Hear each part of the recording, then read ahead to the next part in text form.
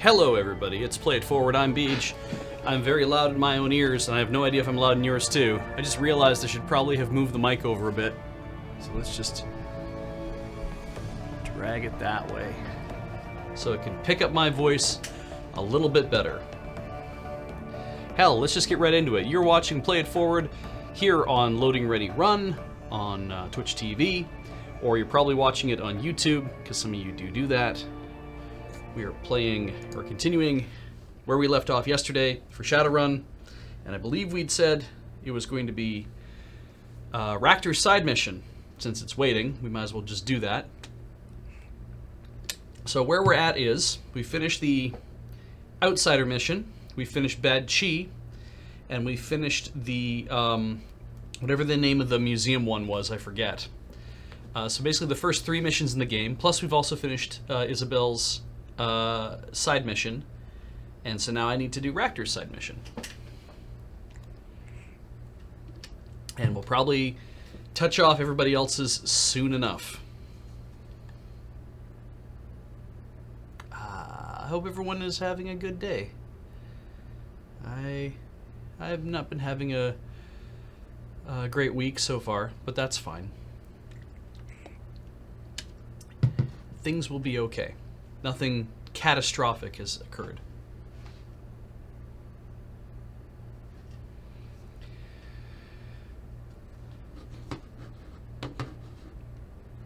And I have no idea, none of you said anything about signal. So I'm assuming you're all there and you can all hear me and you can all see me. Oh yes, yes you were, you're fine for me. Okay, that must be the thing about that, like all that being fine. You can see me, you can hear me, that's all great. So yeah, I guess settle in and chill for what the next, I don't know, the next 3 hours or so. We'll see how this all works out. Oh, it's 3 a.m. in Germany, so not your daytime. Well, Caffey Drinkin', thank you for stopping in to watch that late at night. Let's get on with what we've been doing here. I'm pretty sure I rested. The only thing, oh, there's, right. So this is that one mission that I just got, that she said, while I'm out of town, please go do this thing. And then there's this other mission. And if,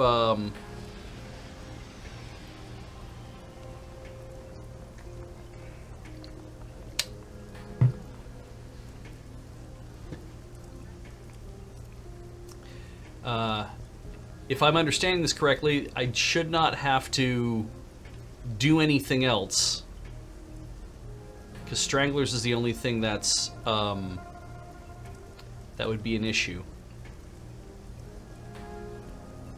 That's the one that you have to do, or else you're going to miss it. And then Law's things, you have to give him metadata, and I have not given him any metadata yet. But that's okay. We're going to board the train. We're going to do Ractor's mission, which means it's going to be the Ares facility inside the conflict between Knight Errant and the Red Dragon Syndicate, which sounds very complicated. For this one, you absolutely take Ractor. And here's everybody else. Take out children and the elderly. That's good advice. So, Ares. Decking. Almost always there will be decking, because I love decking. We're trying to incite some sort of people not getting along with each other. I wonder, is now the time to take Gaichu, since I haven't had him on a thing yet?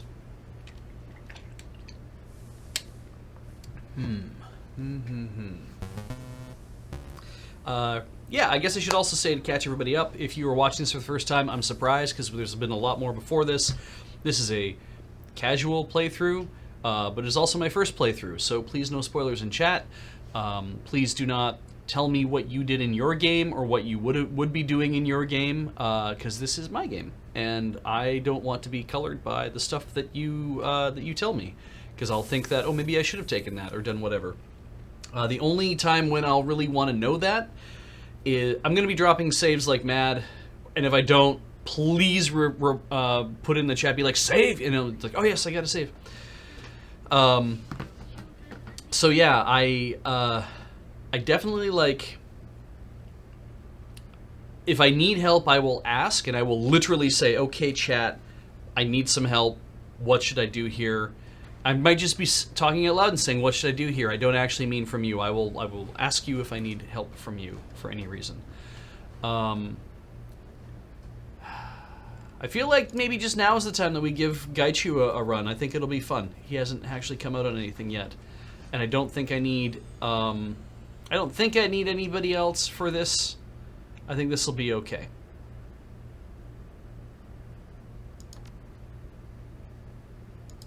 Let's get rolling. Trying to think of what else. Misdirection is the name of this one. Central Hong Kong spills out along Victoria Harbour, all glittering chrome and neon flash against the night's darkness. The skyscrapers are a jagged nest of mirrored knives thrust into the sky, rending the clouds as they ascend into the heavens. The Ares Asia Holdings complex squats menacingly over Chater Road, a steel and concrete tumor entwined with nearby buildings and a web of skybridges and shared parking structures. You make your way inside and ascend to the 5th floor, a public foyer that connects to the restricted areas of the complex. As the elevator opens, you arrive in cold, dimly lit reception area. Beyond it, your quarry awaits. I'm trying to remember what I'm supposed to do here again. Okay, so I've got my couple of fetishes. I would like to move these around a little bit. F and whatever, fine, okay. I haven't taken my mummy fetish with me yet. I have to use some of these up, I think, soon, and then I can get on using the mummy fetish. Probably, I figure I'm going to use that one a little later in the game, but it'll be interesting. So, we can give, Raptor needs one of those, Gaichu needs one of those. I wonder how they feel about drugs.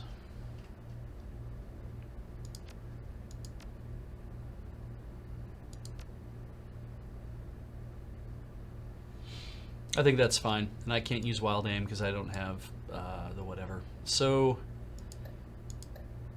otherwise, I think everyone's okay. He's got that hand-forged katana. It's funny because I definitely feel like I could get him an even cooler blade since we have access to those things now, but yeah. Confirm! And if it turns out that this is a bad idea, if my loadout sucks, there's nothing to stop me from paving the save and starting over. Let's just have a quick look at what my karma looks like, because there's so much that we haven't spent yet. I have 31 out of potential 33 to get etiquette. To get all the etiquette. So I'm missing socialite and academic.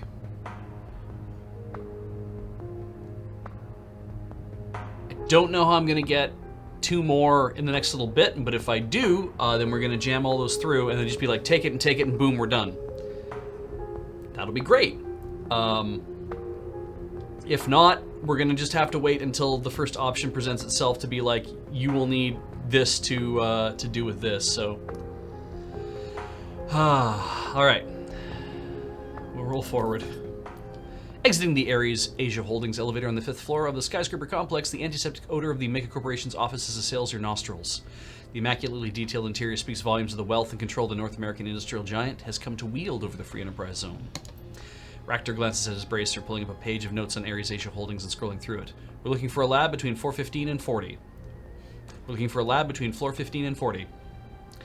Everything below 15 is shopping and recreation, and the residential areas span 41 to 92. The auto repair circuit should be up there as well. I know Taylor and Hardingham. They'll keep it close to their main lab so they can work on the project in their off hours, and they need specialized testing equipment, things you can't fit in an apartment, even a big one. So everything we're looking for will be near the main lab? Yes, once we plant the altered visitor record data, we can find the lab's precise location. From there, everything we need should be nearby. This is the kind of stuff that, of course, if we were playing this as multiple players, maybe that's things that communicated to, you know, people by like, all right, you would know this, so I'm going to slide you this piece of information. But in this case, all of my players are just volunteering all this to me. Let's save. Okay, we've got to save. Let's look at these things again. We need to plant visitor records and find the location of the research lab. We have nothing with us so far that we need for those reasons. There is a person we can talk to. We look like shit. Secretary, welcome to Ares Asia Holdings, a division of Ares Macro Technology. How may I assist you today? At the sight of Gaichu, the receptionist recoils visibly and his face grows ashen. Dear God, is that a ghoul with you? Yes, he is my bodyguard, and I would kindly ask you not to fret about it. The receptionist's eyes bulge in panic as he shrinks away from Reactor. Don't fret, when you waltz in with a goddamn cannibal in tow? Reactor, calm yourself. Not only is my bodyguard, he's part of my research in the integration of drone hardware with living tissue. Secretary, but that's...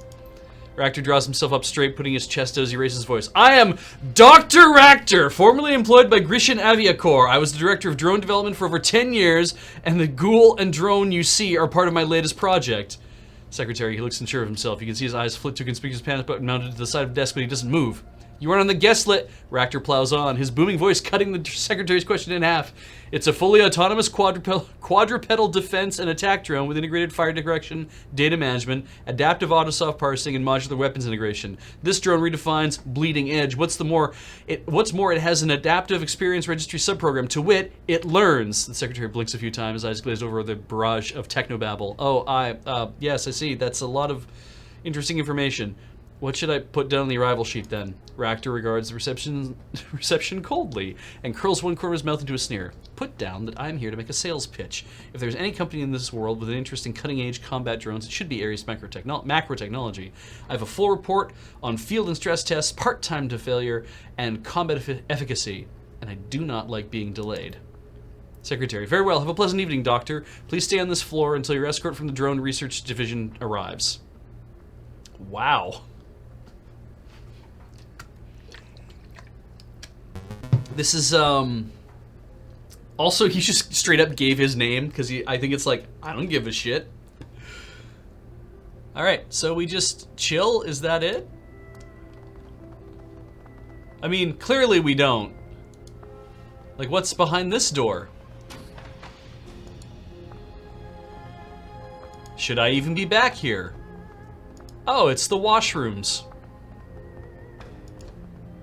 Oh, it's a drone vent. The vent could fit a drone through it. Absent that, there's not much you can do with this. Send one of the team's drones in. Activated drone, descended into the vent. All right, well, our actor has a drone. Control mode.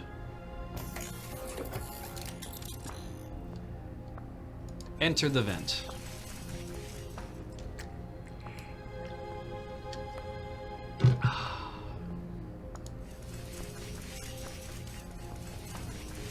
Oh yeah, what's over here? End turn. Back to the drone. Power conduit. You're on conduit, you're on conduit. This power conduit is labeled elevator control and power. A series of tangled cables and wires weave in and out of the junction box as if it's being patched and repairs made many times. If it's been patched and repaired made many times. Okay, a note is taped to the side of the box. For God's sake, don't touch anything in here without contacting me first. This box is the most temperamental piece of crap I've ever worked with. If anything gets unplugged, the elevator system will go down and take the security card readers with it. Why do we spend all this million on improving security if everyone has to take the stairs? Lee. Well, the drone could fairly easily rip out some of these cables, rendering the elevator employee ID readers inoperable until repaired. Why don't we just do that?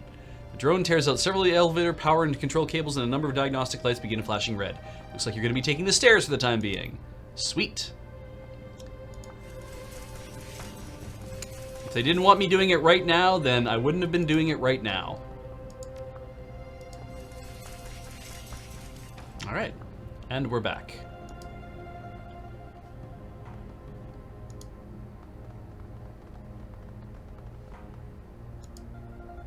Oh, look at that.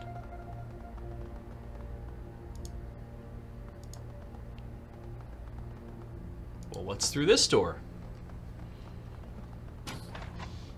Oh, Christ. So many options. Can he? I don't even think I can talk to that guy. Tab does not show me anything, so let's go through here. So many dragon lines just appearing. Oh, that's a boardroom. That's a door. Those are the stairs. What's in here? You know how it is, just letting people run around, touching stuff. Oh my god, offices. Here's an open door. And a matrix terminal. Let's do nothing for the moment. A good point, let's save. Since we've done something unusual, let's just save. Now let's deck. Alright, Isabel. Sure.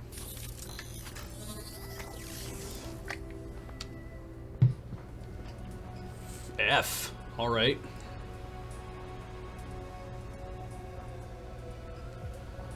This seems to be all about speed. Let's have a look here. You're gonna do that, and then you're gonna do that, and you're gonna do that. And I'm gonna do this. And a little bit more. Okay.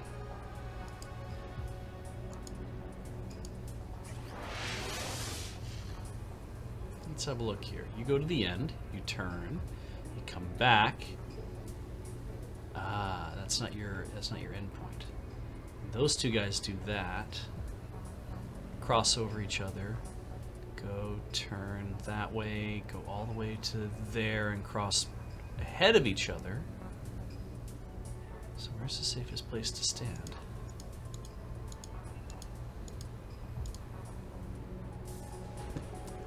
They could see through that because there's things there. That sucks.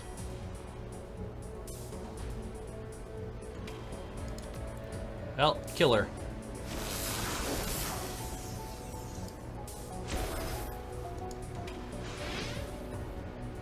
That's no good.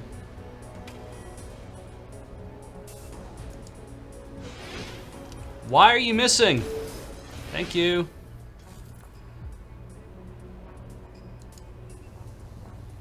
Oh, piss.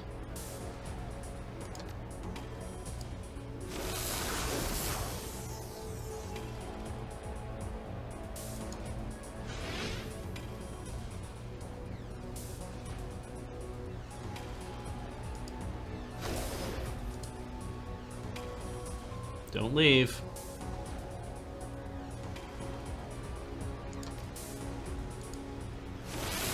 Oh my god. Isabel, I'm begging you, hit something.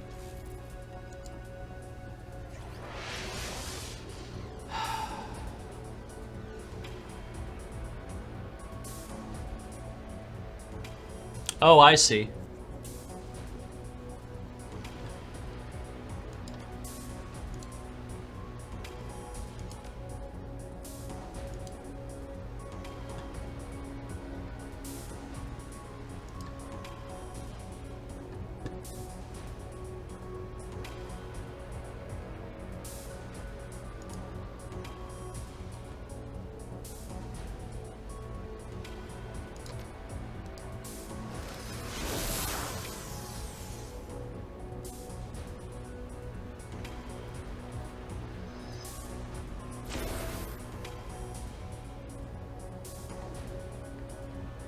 Oh, Jesus.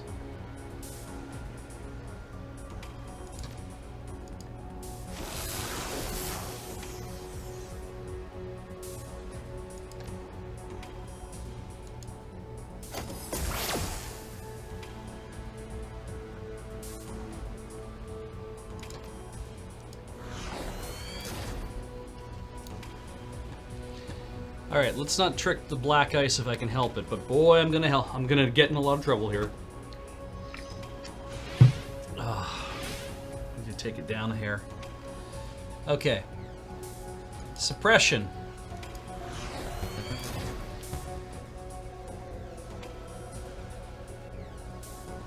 that's gonna help.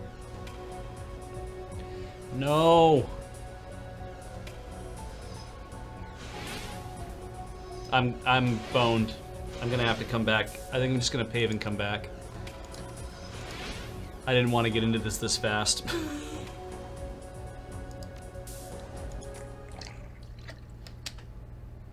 Alright. Yeah. Don't need to worry about the elevator control thing at this point. But there's probably other stuff in here, like pay data and whatnot, so I want to be able to do that. And that's okay.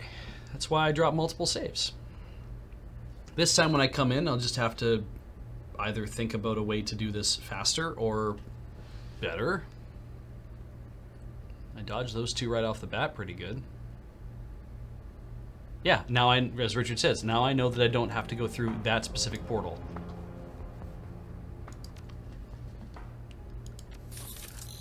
Alright.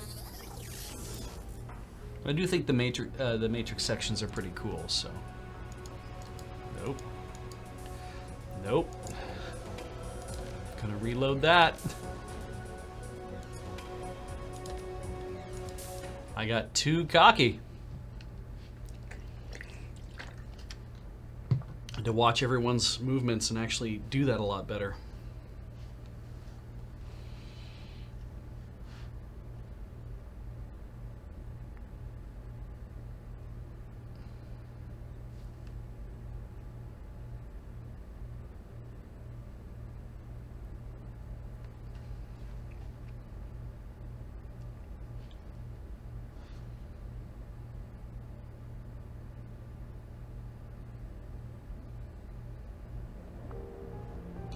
Let's try that again.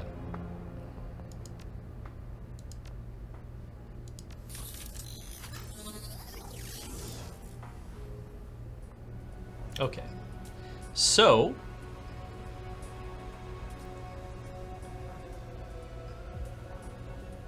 I feel like I need to fall in quite quickly here.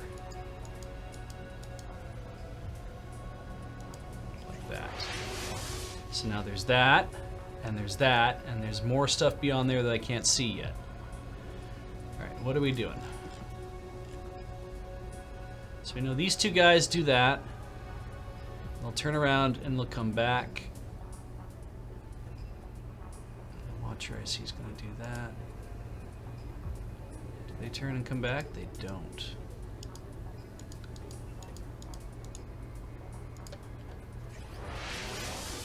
Oh.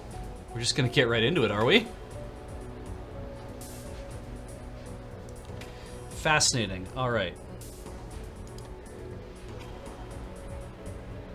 So, Tar roots them in place.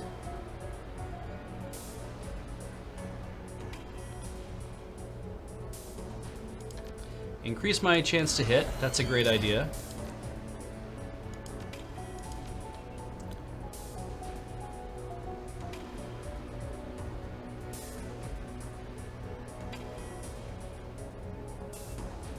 I'm not in range of that, am I? It looks like I am. I literally cannot tell if I'm in range of that or not.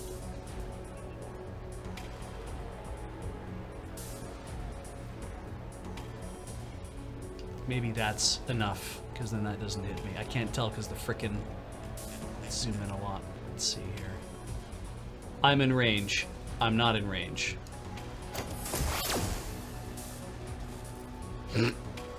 Holy shit.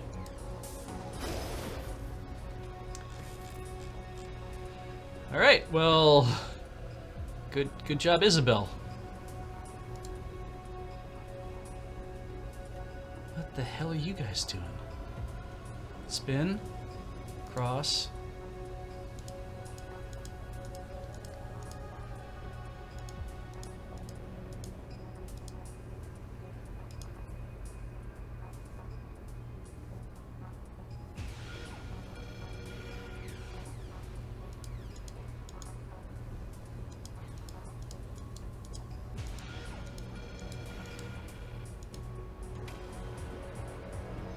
Oh, somebody got me. All right. F it. can't tar.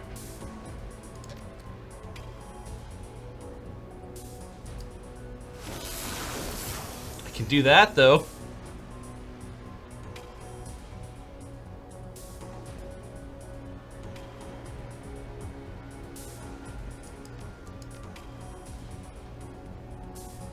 I could also launch one of these other programs.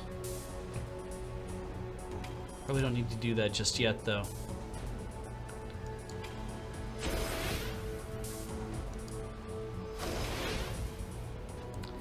Alright.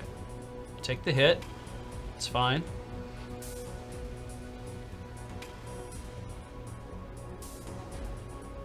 I need to dust you immediately.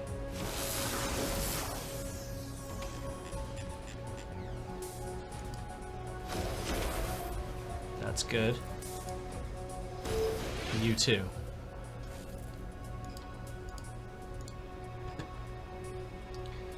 All right. Block.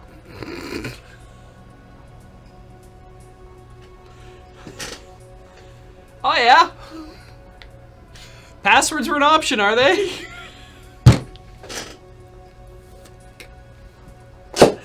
Ah! It'd be nice if I could step out of this then, right? Like I could be like, go find me a password.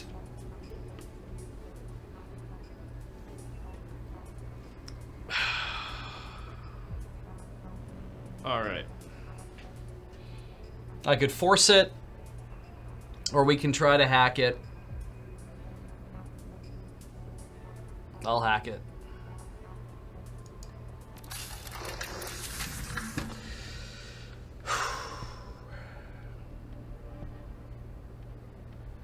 Right. We have two keyboards here, one of which does not have a 10 key on it.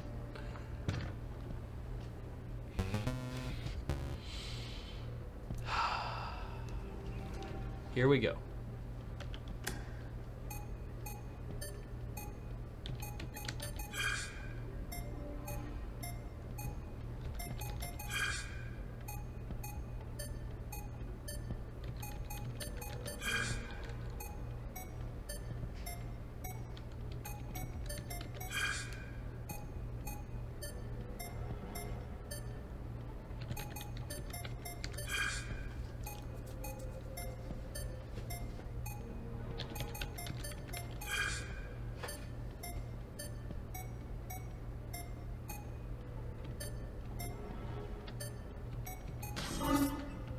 One more.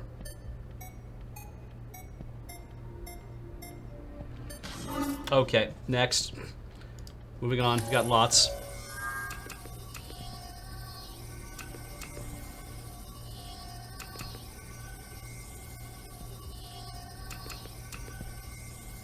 Come on. There we go, thank you.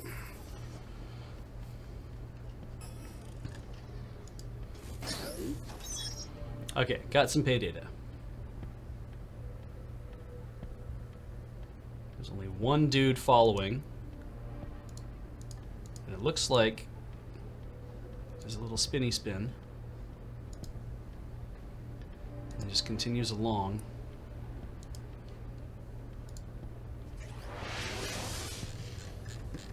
There's another one over here. So, is it safe to hide behind that?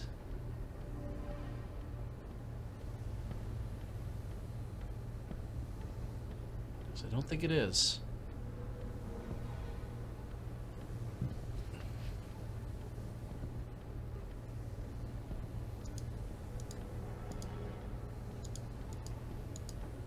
Shit. All right. Suppression first. I'll take the hit from you, maybe. Kill this thing.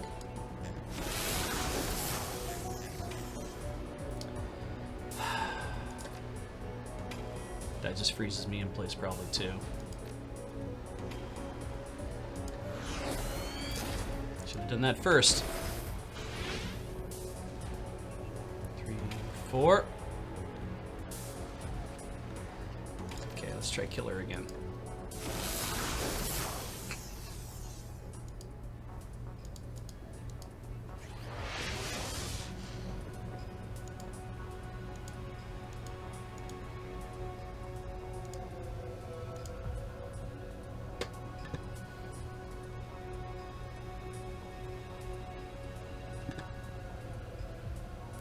Okay, there's something over here. There's probably something over here.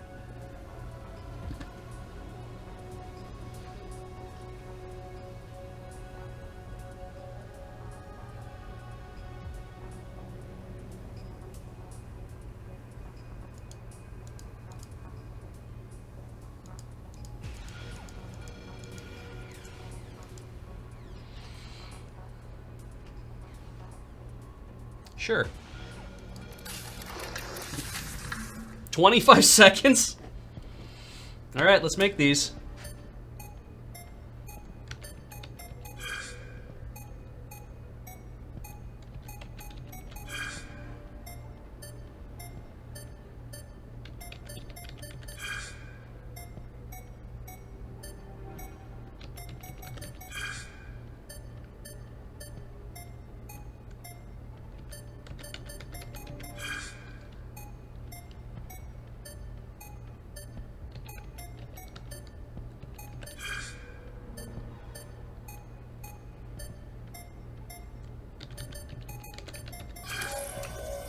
MW. MWO. M. Give me this one. Thank you.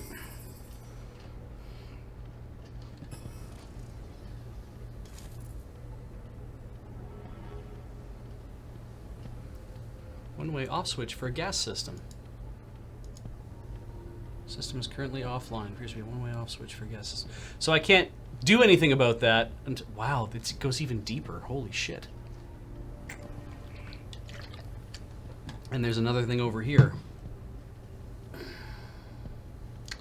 Alright, maybe I'll drop a save. As people have said, can you save the Matrix? It's like, well, I can, actually, so might as well do that. The question is, how the piss do I get out of here? Like...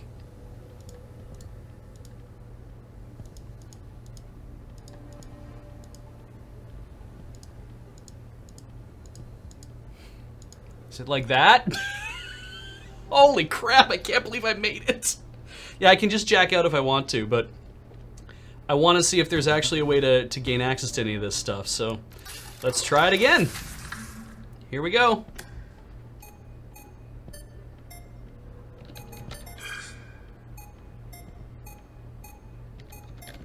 Ah!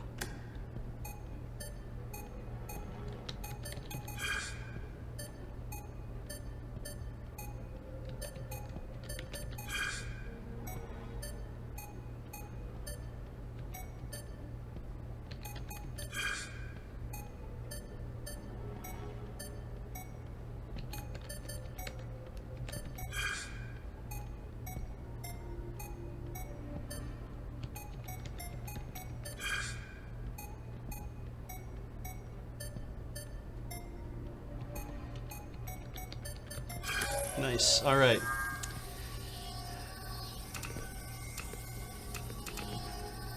Nope. Nope. Come on. Thank you.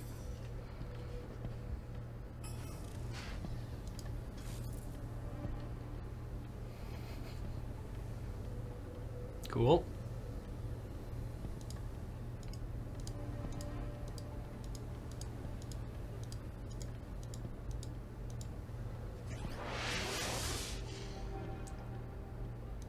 Hang on, is this an alternate way in?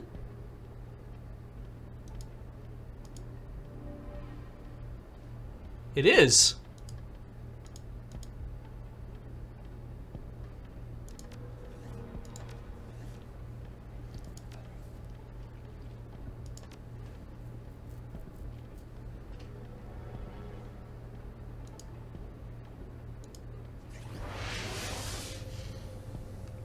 All right. So you come this way. You're going to come back.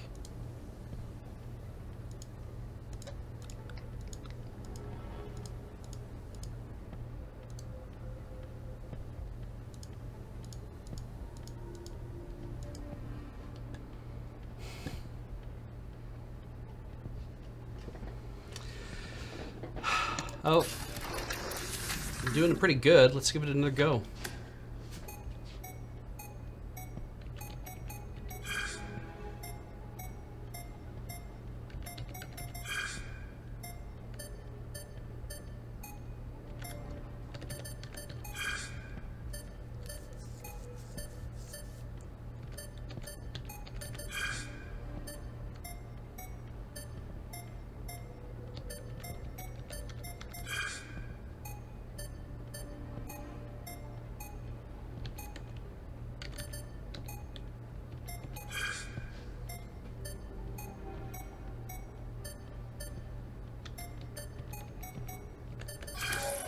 All right.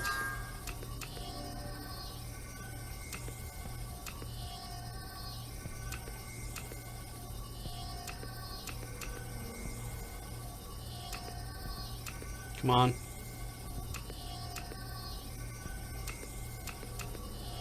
Nope.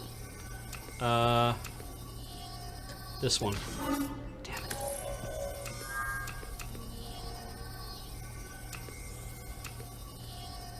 Come on. Thank you.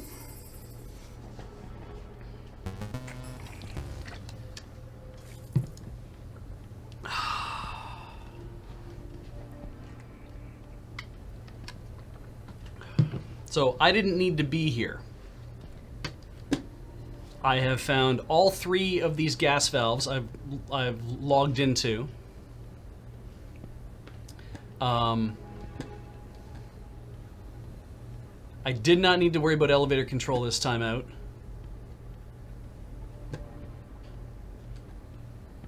I got the pay data. I should probably just jack out. I think we're good here.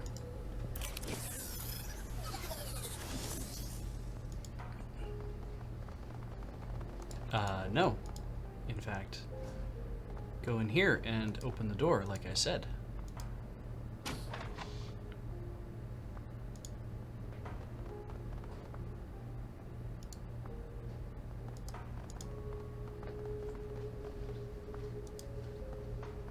You know how it is, just walk around an office. This office computer doesn't appear to be fully locked. It rests on an info page about Ares Asia Holdings. With a little finesse, a Decker could probably get into this user security email. Well, I think we might. Isabel rattles out a few lines of code and the machine beeps softly. You know, I expect Ares employees to be more careful with data security, but I guess nobody's perfect. From inside the machine's secure storage, you can access recent email and recent project updates. Read email. Most of the email is boring. Lunch plans, updates on hardware requests, complaints about office lighting, and things of that nature. One thread catches your eye, though. I don't know why you're having such difficulty understanding our matrix upgrades, Chung. I've given you the bypass codes for the blocker IC at least 3 times already. Maybe you should write them down or something? Here. Anyway, here they are again. These codes should allow you to bypass the blocker IC in our secure data store and also for security scheduling. Corporal Quok, Matrix Security Division. So, in a secure data store and also for security scheduling. Don't sass me, Corporal. I wouldn't be in this situation if you hadn't been promising the Matrix upgrades would be complete next week for the past 6 months. After 4 months of waiting, I stopped thinking about it. And every time I make a pull request from our depot, the damn IC gets my persona's face and demands another set of passcodes. Thank you for the bypass codes, though. I'll write them on the back of my hand or something. Dr. Chung, Ares Asia Research. Most of the employees' records, this employee's records, involve construction projects in and around Hong Kong, but one project referred to only as 2231 stands out. Dr. Chung, I'm concerned about the amount of resources you've requested to pursue Project 2231, particularly because we are Ares Asia Holdings, not Ares America. 2231 is an Ares America project, not one of ours. What explanation can you offer for this request? How can it be justified? Director Huey, Ares Asia Finance. Understand your concerns, Director, but you should be aware that all divisions of Ares Macro Technology have been ordered to support Project 2231 where possible. Dr. Taylor and Dr. Hardingham are particularly interested in testing their prototype in support of Project 2231. I'm simply requesting enough manpower to find suitable subjects to test the prototype against. Dr. Chung, Ares Asia Research. The risk involved in local research is unacceptable at this time. This is the entire reason the bulk of 2231 related research takes place at Complex 68G, and why 68G is in the middle of the frozen tundra. I would be willing to divert additional engineers for Taylor and Hardingham's project if they would be willing to create another prototype with the intent of shipping it to Complex 68G. Director Huey, Ares Asia Finance. I'll talk to them about it, Director. If you think that's not possible any other way, I'll impress that upon them. Dr. Chung, Ares Asia Research. We're going to tell them machines, yeah, and we can look at project updates. There are no other project updates other than just rereading the one that we already saw. Go back. Browse the information, Ares Asia Holdings. Ooh, why not? Contents of the page consists primarily of marketing jargon, smiling corporate citizens, and a lot of information about the relatively recent incorporation of Ares Asia Holdings. Unfortunately, there's very little value here unless you have an interest in stock photographs and corporate jingoism. Well, then I'm not interested anymore. Let's have a look at my mission items that I got. Oh, look at that. 2 secure data store IC codes. Or 1 for scheduling and 1 for data store.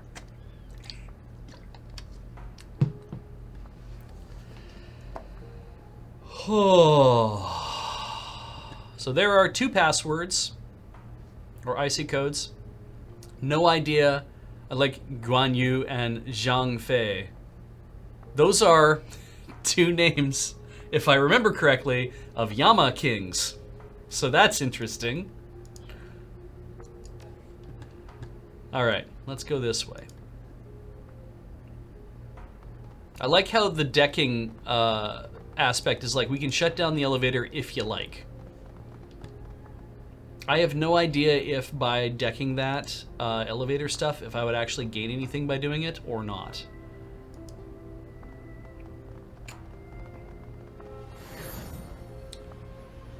Let's put down a save again, because I don't know where I'm going to be ending up here. Let's talk to these boys. See what I can learn. Sorry, sir. The night errant guard is saying, sorry, sir. The elevator systems are experiencing temporary interruption of service. Until they're back up and free, you'll have to use the stairs. Oh, really? I can't even open the door? I mean, I can open the door. No, they're still out of not being used anymore. Okay. What about you? Can I talk to you? I can't talk to you. Okay. Oh, they're not the Yama Kings. Anyway. Oh. Why is this important? Public terminal. This is a public matrix terminal for guests and visitors. The primary functions appear to be directory news services as well as basic email. This is also a perfect terminal for you to upload the faked visitor records. Welcome to Ares Asia Holdings. Please note all activity in public terminals is logged and recorded for security purposes. Please state your query. Alter visitor records. You slip the data chip into a port on public terminal, let the worm go to work. After several seconds, the chip flashes green. Now Ares Asia Holdings records show that Golden Fong has visited on several occasions in the past. Dr. Taylor. Taylor, P, Ares Asia, HK Central, HKFAZ, Drone Automation Division, floor 27. Biography. Dr. Taylor is transferred to the Hong Kong offices of Ares Asia Holdings from his previous post in London with Ares Europe. Dr. Taylor's research focuses primarily on drone weapons technology, although previous work is centered on cryogenics technology and the impact of the Matrix on social structures and human development. Current research. He is joint chair of the Ares Asia Drone Research Laboratories with Dr. Ian Hardingham. Current projects include expansion of the Hangzhou Bay tidal power system, a proposal to expand the Hong Kong MTRF maintenance program, and further research into machine learning. What about Dr. Hardingham?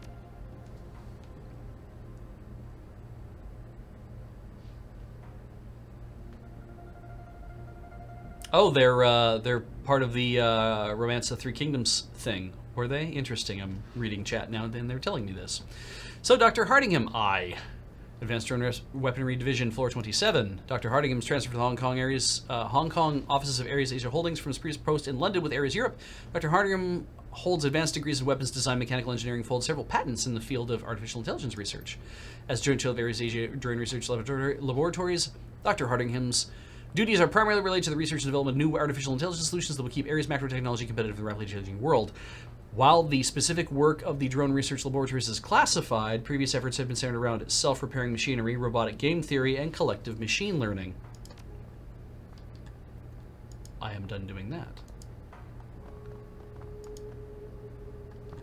I cannot go out that door, but now I know where I need to go. Floor 27.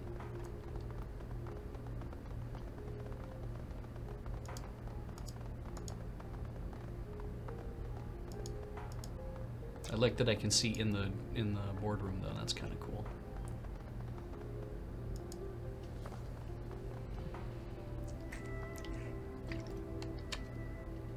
Anyone know how to defeat an electronic key code?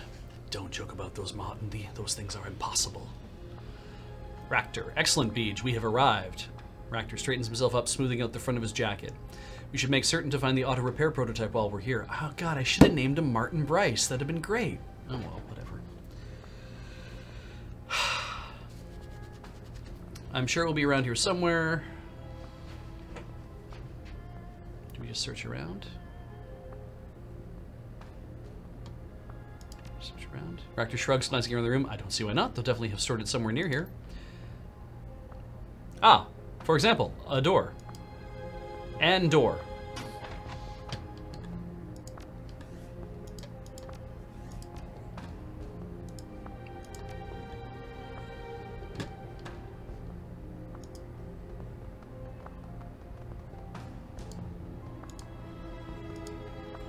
So many doors to open, so many windows to look in. So many dragon lines just in the middle of the room for some reason. Just frickin' everywhere, like a fight is going to happen.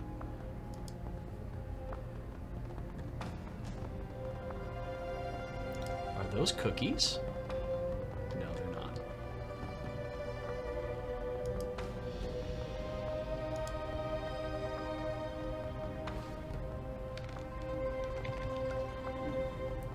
Hardingham's and Taylor's office.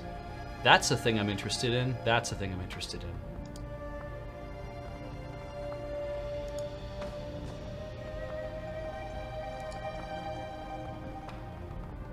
That's the thing I'm interested in.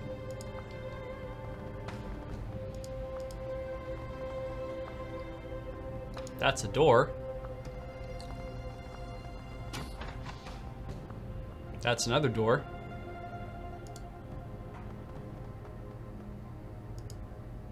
Ah, we can always roll this back. Hey, who the hell are you? I don't recognize you. You sure still don't work on this floor. What's your business here?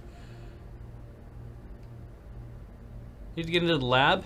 No, you don't. I get lost. I'm going to beat you until Candy comes out. Oh, okay. You bet. Now I know there's people on this floor.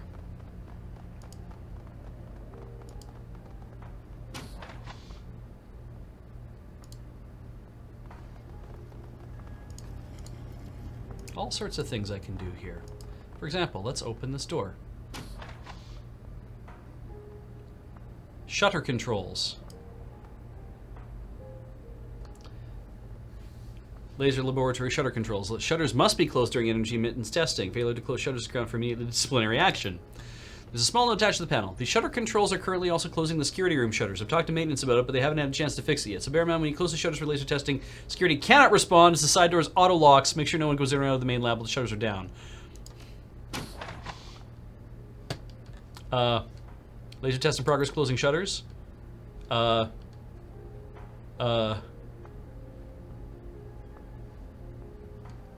I get out?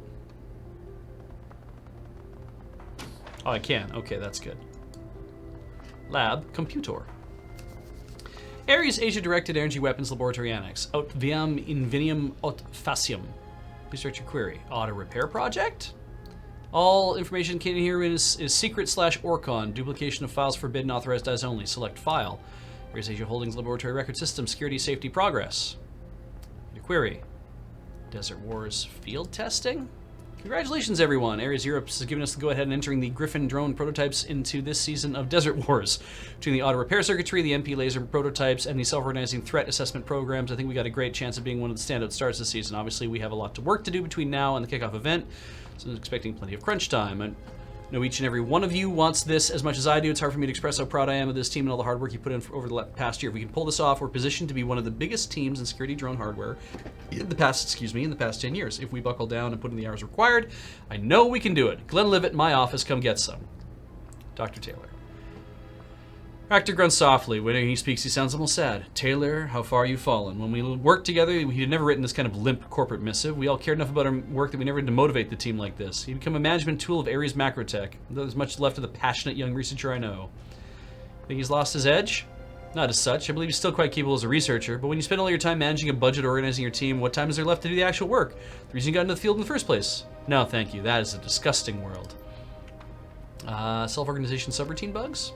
Hey, Ian, I've been encountering a worrying bug in the latest multi-drone mesh network tests. After checking on it, pretty sure it originates in these self-organization subroutines. When the Griffin drones go into self-diagnostic mode and start sharing their telemetry data after field activity, they stop responding to external commands. Even kicking the debugger over into admin mode would stop them. That's interesting.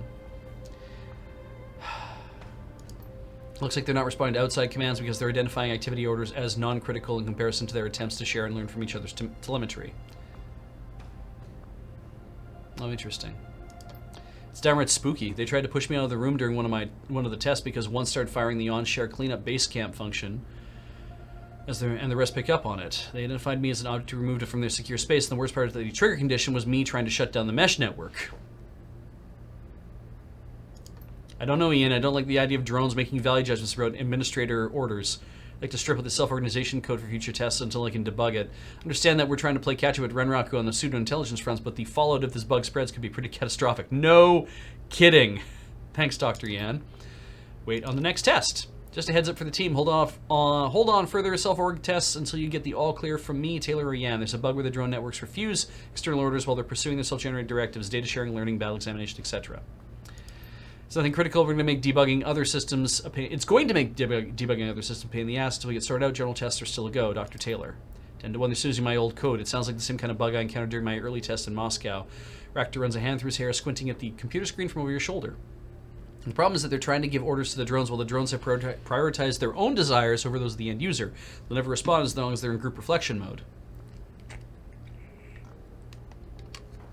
Maybe the second one. You're saying the drones don't listen because they're busy with their own work and don't want additional work? In essence, yes. The more complex pseudo-intelligent drones become, the more we have to learn to convince them that what we've ordered them to do is in the best course of action, within reason. Part of the reason self-correction code exists is to protect against user error. These drones are only doing what they've been designed to do. Weird. The deeper I got into data sharing and self-development code, the more I came to realize it was impossible to build a truly independent drone. A system as simple as waiting order priority. Checking from A to B to C is functional, but inelegant. My solution was to create a system of interlocking desires and motivations that shift and change over time. The only overriding principle is that both Koshi and I must work together to solve problems. What would happen if you attacked Koshi? Ractor shoots you a quizzical look as if you didn't understand the question. I would likely miss any shot I took. I've got poor aim and Koshi is good at taking cover. Assuming I hit it, however, it would ask me why. If I couldn't explain myself sufficiently, Koshi would protect itself. Of course, I do have a universal kill switch, so that wouldn't happen. Recent messages. Attention, all information contained herein is secret Orcon. Olympics cancelled! Can't stinky believe it, Jung. After spending all that time and money tracking down tickets to the 2016 Neo-Tokyo Olympics, the OICs canceled them entirely. Is it supposed to be the IOC, maybe? Or maybe it's...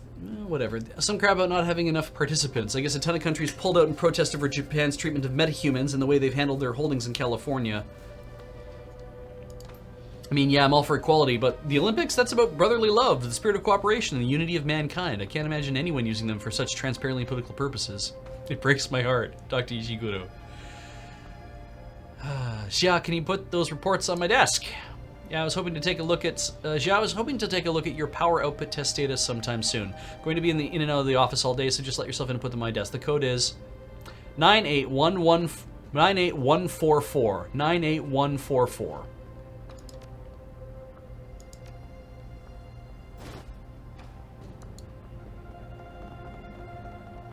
Glad I just added that. That's nice. Lab safe. Safe is locked. Small key card. Slot on the side. Red light goes softly, indicating it's still locked. Well.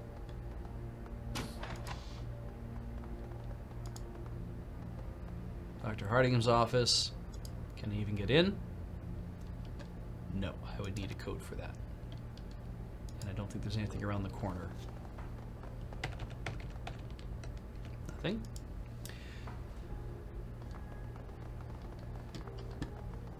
Alright, we're going to drop another save.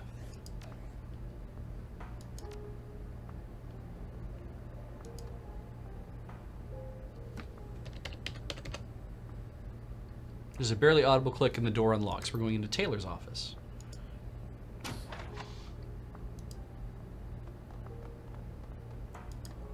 to use this computer. User Dr. Taylor P. Aries Asia Holdings wishes you a productive day. Plant financial data. After a few moments, the data chip's light flashes green, indicating the data has been uploaded. You could even hear it happen. Project records. Red line, prototype directory active. Authorized users only. Remember, security is everyone's business. Enter query. Security briefing? Attention, Aries Asia Holdings employees and residents. Last week, night errant officers responsible for the security of this facility received several reports of suspicious activity in the public area of the building. At 13:31 last Tuesday, security footage shows a troll, approximately 20 to 28 years of age, entering the public mezzanine areas of the building. Subject was seen attempting to gain access to restricted areas. Subject exited the facility before night errant could intercept and question him. Reports from area's citizenry indicates the subject was asking about research labs working on directed energy weapons. Several hours later, the subject was seen re-entering the building from a side entrance wearing a custodial uniform. Night errant guards attempted to detain the subject, but during their arrest attempt, both guards were severely injured. Any employee or resident should contact security immediately if they see this troll. Do not attempt to detain him or interact him in any way. The subject is considered highly dangerous. There's a note attached from night errant security. Dr. Taylor, it's come to our attention that you've not been treating this threat with the seriousness we believe it deserves. Please remember that the safety of your person and your research is not solely your concern. A strike against you is a strike against all of Ares macro technology. When engaging in offsite entertainment from now on, we would request that you travel with a group. Thank you. Emitter aperture refinement. Have had to change the emitter and focusing array in our latest MP4 redline prototype. Prior to this, we were using the same emitter array as the MP Laser 3. Since it's a proven design, unfortunately, that array is too large to continue using at this point, and there is legacy software we need to update. The largest problem is that the outer lens is 3 millimeters too large for our new housing. In light of that, I commissioned 20 new focusing arrays. They're being manufactured in Detroit, but should arrive next week at the latest. The fab technique is the same type that we acquired from Zeiss last year. It should give us a superior beam coherence even in high dust and fog situations. Taylor. And then emitter research, prior emitter research in fact. Personal notes on MP Laser 1 research. I've been going back through the files of Ares Arms research on the original MP Laser. A lot of the work was done by one Dr. Elliot Mills Fargo. Unfortunately, Mills Fargo is dead. From what I can gather, his son killed him during a drunken argument. What's curious is most of the research files have been heavily redacted. It's all very curious. It's almost as if Ares Arms doesn't want anyone to know anything about the initial research. It's very curious, given that we're all supposed to be working together towards the same thing, aren't we? From what I can gather, Mills Fargo had a radically different design philosophy than Hardingham and I. Most of Mills Fargo's notes indicate he was primarily interested in purely vector soliton fiber lasers, rather than our own dye-doped matrix technology. From what I understand, that's also the basis for Winter Systems' own attempts at a man-portable laser solution. I can't find any evidence of how they would have developed that technology without access to Mills Fargo's work, though. Curious. Taylor. Email. Alright, enter query. You killjoy. Hardingham, I cannot believe you. Did you tattle on me to night errant saying I've blown off the security brief and ran to go drink alone? Pfft, I'm a senior researcher, not a bloody prisoner. If I decide to go have a drink on my own, that's my business. Besides, Central and Admiralty are both crawling with police at any hour. They're AAA secure, for God's sake. Pub time. Listen, H, I really do hear what you're saying about security, and I promise I'm taking it lightly. I was thinking we could go hit up the pawn after the meeting tomorrow. I've got 8 or so takers from the lab, and Knight Errant promised to loan us a low-profile bodyguard to make sure nothing goes awry. How does that sound to you? Door code. They changed the door code while you're on vacation. Chips got a little fried when someone forgot to close the shutters in the labor's lab while they're testing one of the new emitters. It's 23847. And then project 2231. H, one of the researchers downstairs hit me up in a meeting about supporting something called Project 2231. It's headquartered in the Algonquin Manitou Council, some godforsaken black site called Complex 68G. I guess this has something to do with the debacle in Chicago, research into cleaning up the CEZ and whatnot. I thought it'd be nice if we could give them a hand, just lend them a prototype of this or the specs, let them test out the laser out there. Interesting. So let's get that again. 23847.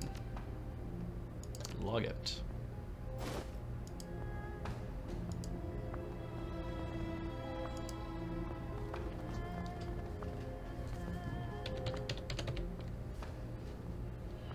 And the door unlocks. Hardingham's computer. Ares Asia Holdings wishes you a productive day. Project records. Redline prototype directory active, authorization only. Remember, security is everyone's business. Enter query. Power output. Preliminary reports aren't good. We can miniaturize the aperture and emission array from the MP Laser 3, and it's definitely possible to get down to a handheld sign, but that's never been a problem. Handheld size, never been a problem. Energy density is the core concern. Our batteries just aren't up to snuff if we shrink them down to pistol size. Without the MP Lasers 3's battery pack, we'd be lucky if we ever find a way to break 6 or 7 shots. It's a terrible problem. One of the boys over in material science has been dragging their... And one of the boys over in material science have been dragging their feet on. I've been checking into using some of the new dual-phase batteries, but the cost seems prohibitive. Made a note to Director Hui, asking if we could get some help from Ares Arms Europe. The Firelance research team's made a great deal of headway using staged graphing capacitors. Maybe there's something we could learn from them. Signed, Hardingham. That's an interesting idea. Security briefing. Attention Ares Asia Holdings employees and residents. Last week, night errant officers responsible for the security facility received reports of suspicious activity in public area of the building. This is the thing about the troll again. Wearing custodial uniform. Report this stuff. Dr. Hardingham, we believe the patrol we record is interested in the research that you and Dr. Taylor are undertaking. As such, we will be providing extra security for your offsite team building exercise. Please be extremely careful when not in the facility. Your research in person are under threat at the moment. Drone integration. These appear to be Dr. Hardingham's notes on attaching the prototype to security droids. Things proceed apace. Assuming a standard medium drone like the Inquisitor or Rover 9230 models, the drone provides sufficient power to enable the prototype effectively unlimited bursts. Though there's a 30-second charge time if the capacitors are drained rapidly. The small size of the emitter lens also means that the prototype can be mounted modularly or internally as the platform dictates. For smaller drone sizes, the output is more restricted but still valuable. Charge times increase to between 2 and 5 minutes, assuming standard battery power. This does unfortunately reduce the drone's loiter time. Each shot reduces the loiter time by approximately 2.5 minutes, more than enough for a sustained engagement, something we'll want to keep an eye on. I believe we can increase efficiency in these cases by including a supercooling medium, liquid nitrogen or the like, to reduce the heat pump's draw from the power systems. Maybe something like we worked out for the Sentinel P series berths, Dr. Hardingham. Looked at his records, I thought. We looked at his email? No, here's the email. All right, you killjoy. Taylor, I don't think you're taking the security breach seriously enough. A bloody troll tried to waltz in the building not just once, but twice. He beat up some of the bully boys downstairs, and he's definitely after our work. And you want to waltz off to the public, nothing's happened? At least go in a group, man. Hardingham. Cheating bastard. Listen, I don't know how you managed to beat me in that last game, but I know you're cheating. All the data checks out, and I can't believe your aim suddenly gotten so much better than mine. When I found what hack you cooked up, you're going to owe me 50 million. Either that, or your character's all going to be wearing bright green line costumes from now on. Hardingham. Leaking vent. Dr. Taylor, we appreciate your concern about the threat neutralization system leaking from your office air vent. Your safety and safety of the lab are our topmost priorities. Until we can get maintenance to inspect the valve, you can access security control for vent 3 via the matrix. The blocker IC code is Cortex FRZ. Should any further leaks occur, please contact us again. Security Director Deng. Bub time. Okay, Taylor, if you got 8 people and a bodyguard together for a pound or two after we have our meeting, I'm game. Sorry about being so testy earlier. I just don't relish the idea of being beaten to a bloody pulp by some trog with an interest in my research. Hardingham. Let's see what we've learned. So, we got some pay data, which is cool. 2 IC codes, the door codes, and then the Vent 3 blocker IC code, which I'm pretty sure I was able to just hack anyway, because I'm just that good. Let's step back. Well, let's drop a save, actually. In fact, I'm going to drop a save, and I'm going to go use the washroom. And I will be right back. We're just going to pause. And, yeah, I'll see you in a couple of minutes. Commercial time.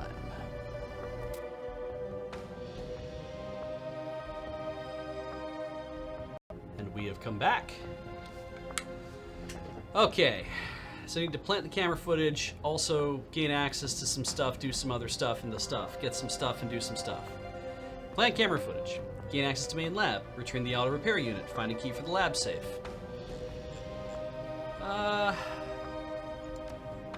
I think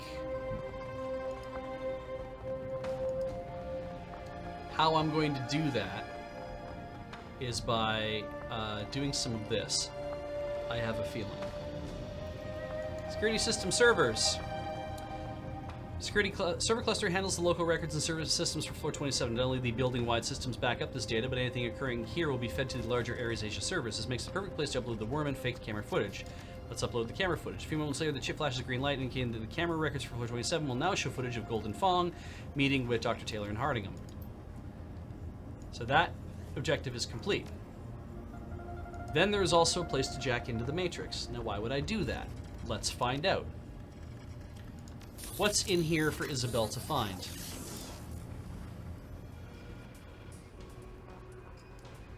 This is the other way in.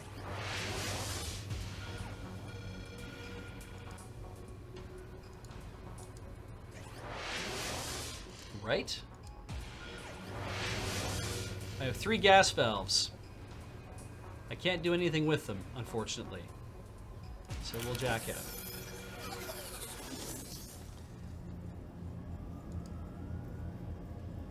Let's go this way. I just want to run around here one more time. So I'm pretty sure...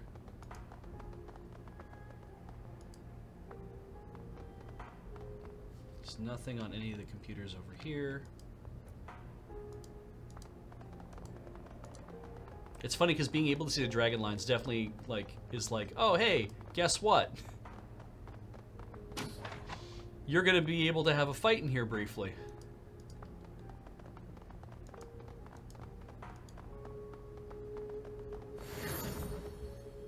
Ah, it's sound every time.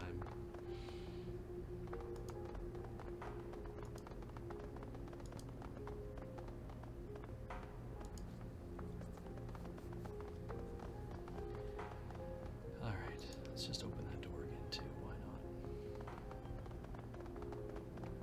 So because the shutter controls are all messed up,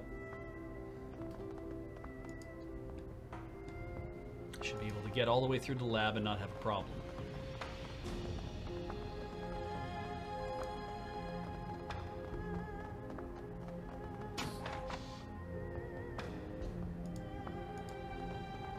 I've gained access to the main lab.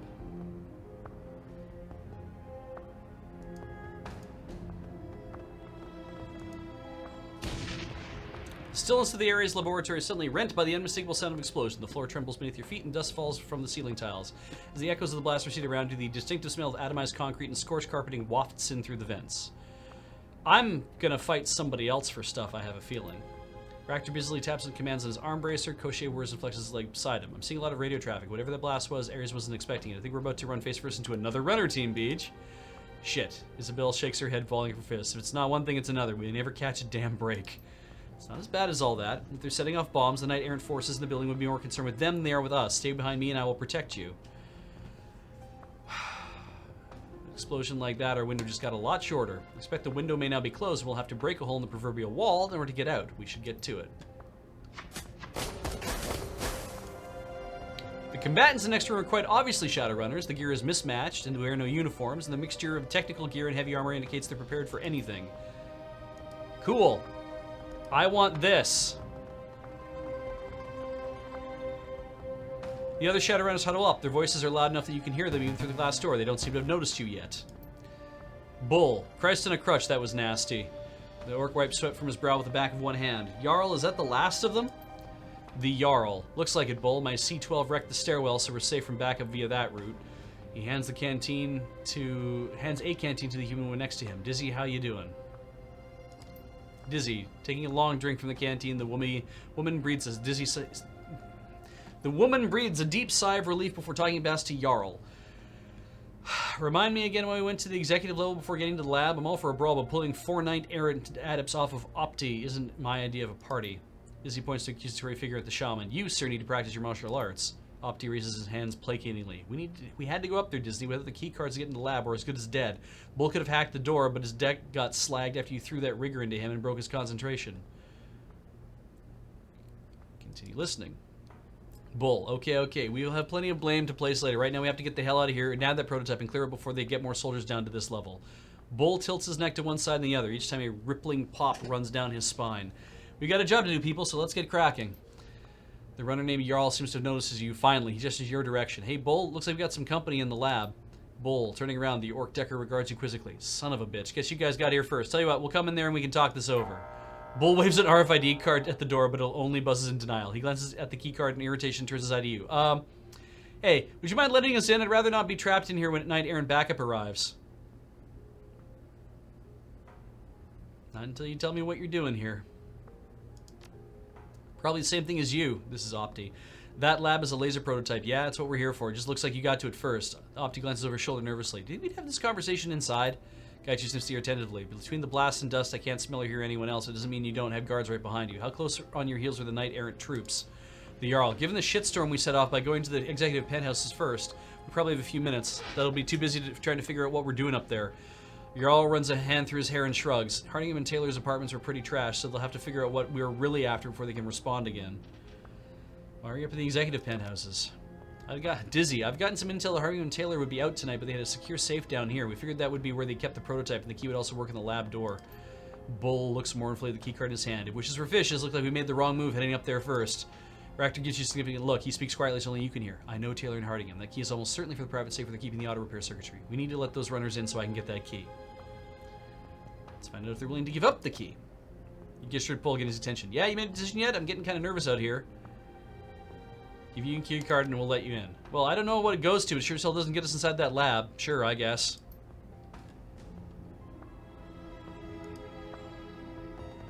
Gonna have a fight anyway. I got some karma for that. You're all nonce appreciation once the other team is safely inside the lab. Thanks a lot. We would have been cut apart out there. Never let yourself get back in the corner, you know? Sounds like something went wrong. Bull's deck got slagged by some sparky IC. We got surprised by a rigger coming out of the hallway. I did a hip throw on him, but his body hit the jack point Bull was using. Some kind of surge hit, the system went to red alert. Before we knew it, Knight-Errant were crawling all over us. Rookie mistake, honestly. If I'd set up a redundant signal filter, I'd have had an extra split second when the jack got fritzed. As it was, I tripped some tar baby IC, and before I could get free, the system was lit up like a Christmas tree. Here, catch. Keycard's worthless to me. Bull tosses you the keycard he was attempting to use in the lab door. Thanks. Jarl spends a few moments scrutinizing you when his face suddenly lights up. Wait a minute, I recognize you. You're Beej, right? Your name's all over the shadows of Hong Kong. From what I hear, you've been doing a lot of work for Kindly Cheng. Dizzy, well, damn. Blinking a few times, Dizzy looks you over. There's a touch of awe in her voice when she speaks. I didn't expect to run into such heavy hitters on our first run out here. You have any disadvantage? Who are you? I'm Dizzy. The guy with the rifle is the Jarl. Dizzy stage whispers to you, cupping a hand next to her mouth. We try not to use the definite article. It sounds silly. Jarl, or the Jarl, whichever, is nonplussed by Dizzy's antics. It's a title Dizzy deserves a "the" before it. Dizzy gestures at the Shaman and the Orc. Those two are Opti and Bull, magic and tech support. So, you ever heard of us? A little, yeah. You mostly operate in the UCAS, right? Yeah, I'm from all over. Don't really stay in one place much. The other three are all from the Great Lakes area. Ruefully, Jarl glances at the rest of his team. This is supposed to be an easy trip overseas for us. Do this job, maybe 2 or 3 more, and fly home. Jarl puts one finger to his ear. He cocks his head, listening intently. After a moment, he lets out a string of half-uttered curses. We're running out of time. We gotta move in soon. Not so fast. What about the prototype? Bull shakes his head and snorts cruelly. We can argue about this later. We can try and get out of here before we get killed. If it makes you feel better, you hang on to it until we get out of harm's way. Gaichi nods his acceptance. That is an acceptable outcome, for the moment, anyway. Dizzy, listen, what's your way out? We were gonna rappel over to the Federated Boeing building next door. With all the racket, well, I think we'll probably get shot off the line.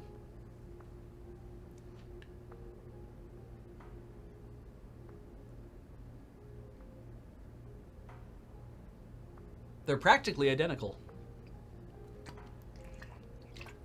But I think I'll say, come with us. That's implying work with our team. Because I'd rather have them on my side than not. I didn't even know that was there. Should have done better legwork before we got here, Bull says. Bull reloads his pistol, snapping it back into the holster with a loud click. We'll follow. More guns couldn't hurt, right? You lead the way, we'll be right behind you. Suddenly there's a blare of alarms. Red lights click on overhead as accompaniment to the noise. You hear a sudden hissing sound like a tire deflating. With that sound comes an acrid odor hanging heavily in the air. Opti, they're gassing us. Look over there. It's coming out of that vent. If my deck wasn't fried to be able to jack it and stop it. Hope you brought a deck or some drones. If you haven't, we got to get out of here fast. All right. First, pick up the thing.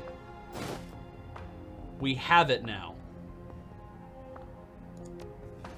I believe the game just threw down an autosave. I'm going to throw down another save.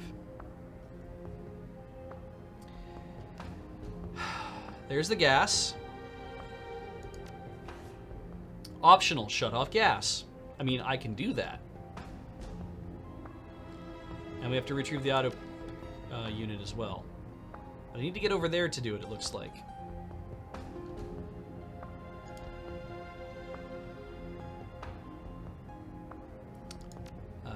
Let's send...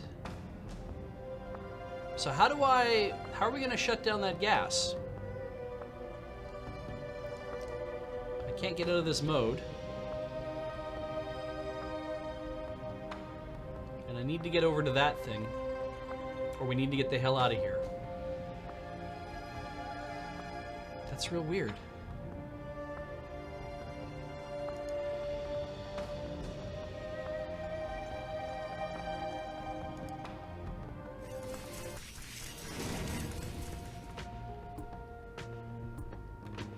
Uh-huh.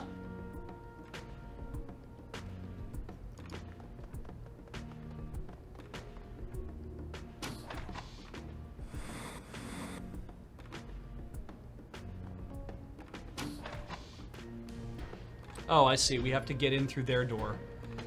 It seems like, or another door.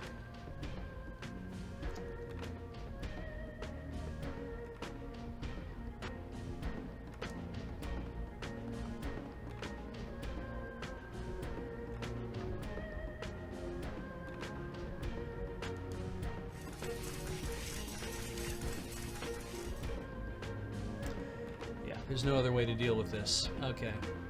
Get Isabel over to here. I'm guessing those guys are all on their own team at this point.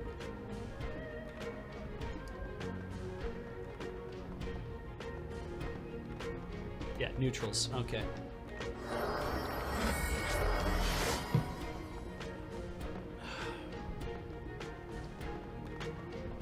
Like, I don't see a, I don't see a way for me to get...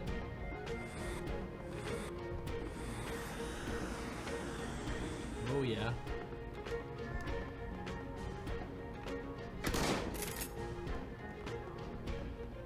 I don't see a way for me to get vents, though. Like, I couldn't actually move over into this area. This does not even look like an area I can move into. I feel like I have to go over here and then through here. Because if I change here, normally there's like a hand or something on a vent. Like, obviously I'm gonna have to change to control mode at this point anyway.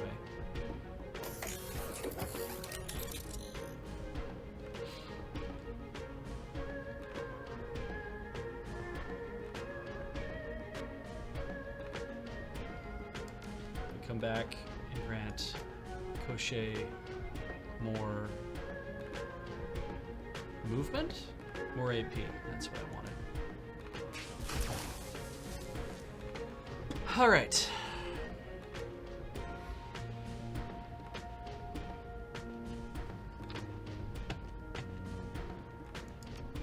Oh, there it is.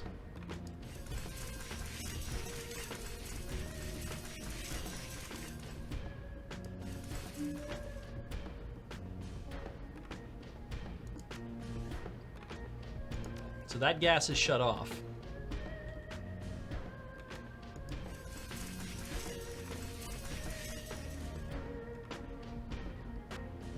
There's nothing I can do over here at this point. I guess I can hide. I also send Isabel to hide. She has like next to nowhere she can go.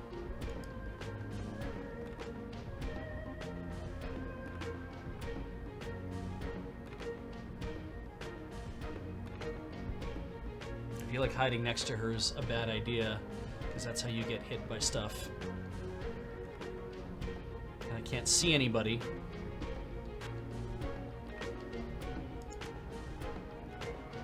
I mean, Gaichi's ready to rock, but...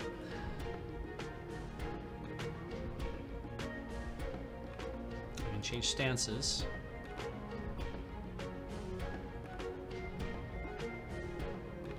I can grant Gaichu some armor and dodge, which might not be a bad idea.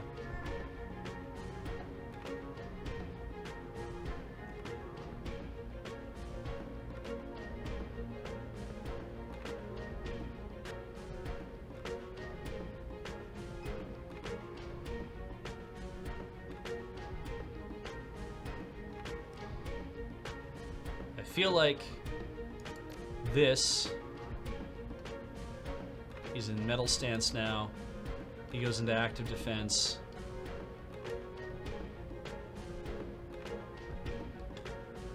I probably can't spit from here, can I? Oh, I can. Not a bad start.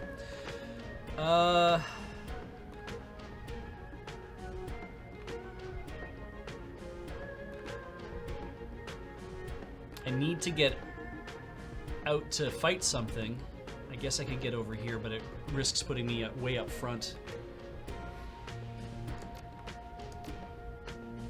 Air barriers. Can't do anything with that.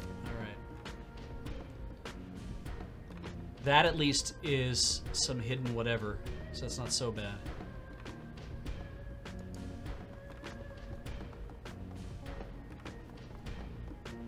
What are you guys gonna do? That's also pretty frickin' cool.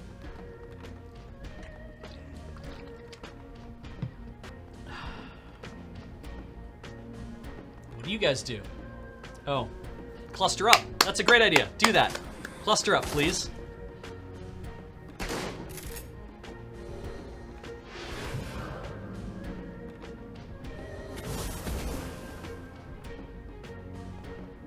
All right, so first thing I'm gonna do is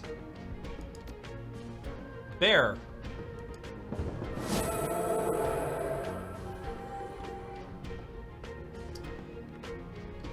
Then Raptor. I'm gonna get our drone friend over here, though.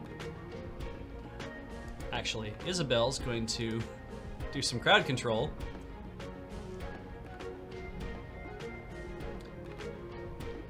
Is the proximity grenade better than just the standard grenade? I don't get to use these that often.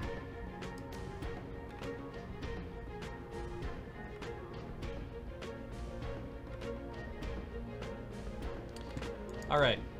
I don't have aim, do I? I do not. All right, I can summon an elemental. That might not be a bad idea.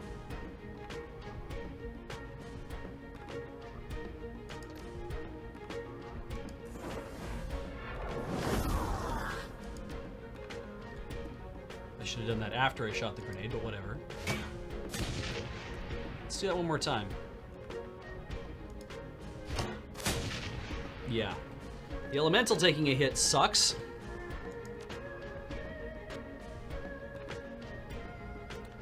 But I feel like you need to not do anything. Let's bring...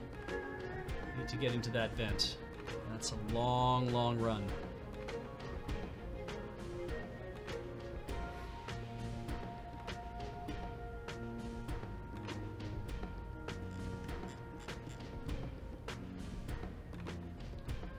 Maybe there? Sure. Let's just bring him around into there. Room's getting full.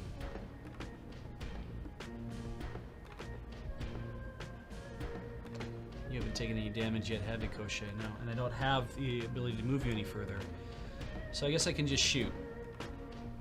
Take an aim shot, actually. Might as well take an aim shot.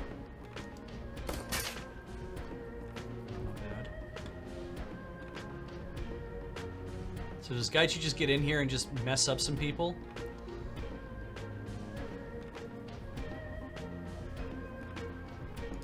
Sure.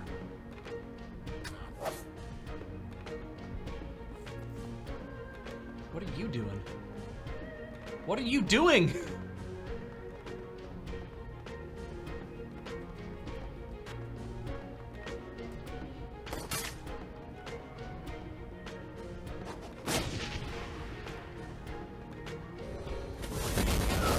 Whoa!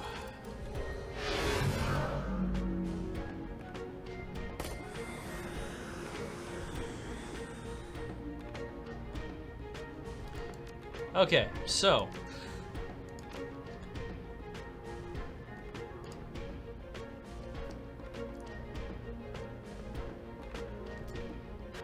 increasing his accuracy or quickness and strength. How far can he get? Can he get up to here?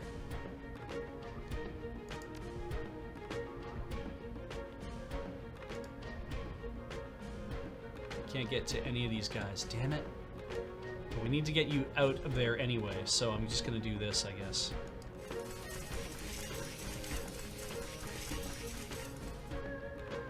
Then Beach lights this dude up. Probably. Does it again. Does it again.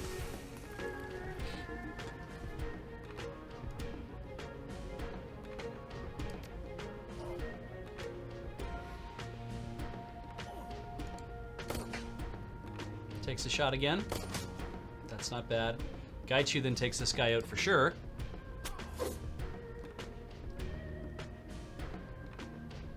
There's a neutral. Maybe we spread. I think I just get rid of the rigor. I think I just get rid of the rigor. Shows me. Really? Thank you!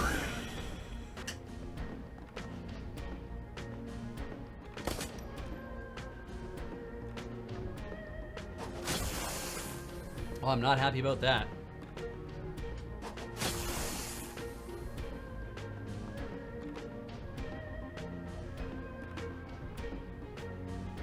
Gaichu's the one with no AP now, Jesus.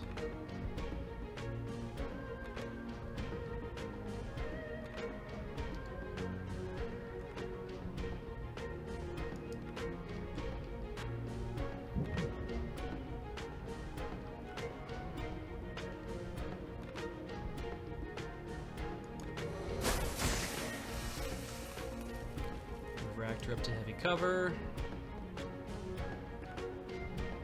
I guess we'll just take this shot. That's fine. Take the shot. Isabel! What's Isabel gonna do?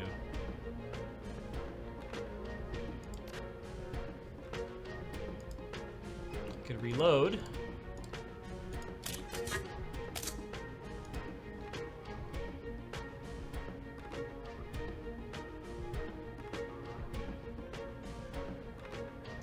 Get 5% extra accuracy on this shot, or just take the shot.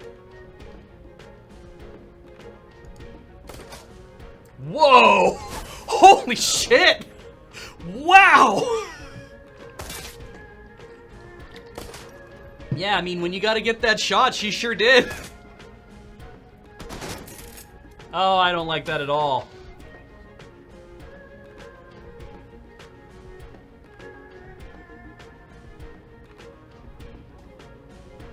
More enemies turning up.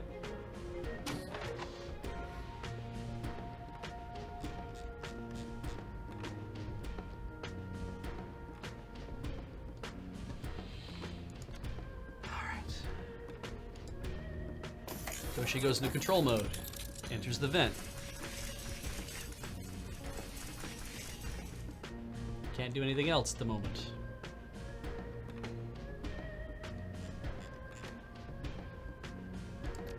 Could take that shot. Gaichu could also, well, Gaichu might come over here and do this guy up. I think that's a fine idea.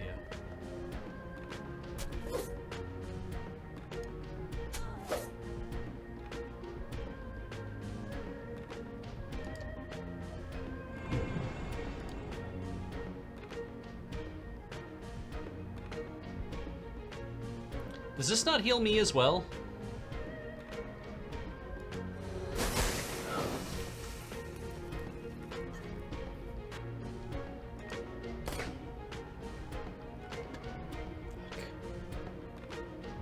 Alright, Isabel moves up. No cover. Just to be able to shoot this guy. May hit adjacent parties.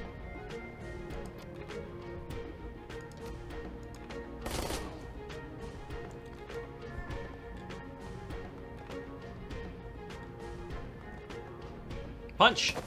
Thank you!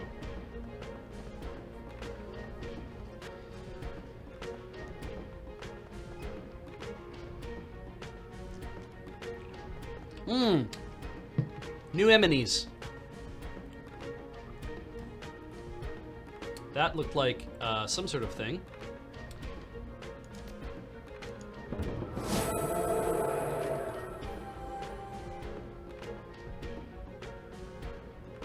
I feel like I can make these shots.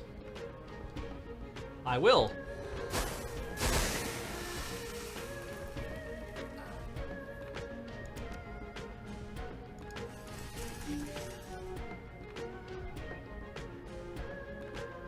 And back out. Ractor cannot see Koshé, so Ractor needs to move. And probably needs to do it into a place where he can get some cover. I guess I'll move him over here. That's not cover, but whatever. Isabelle!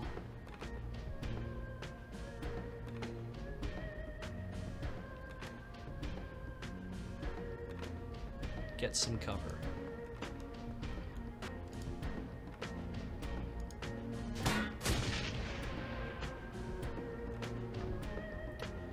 Gaichu.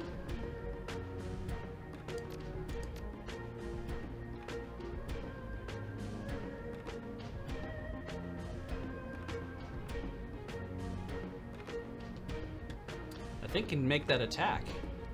Is it a good idea to do it right now? Is it better to get a spot to get in better later? Yeah, maybe.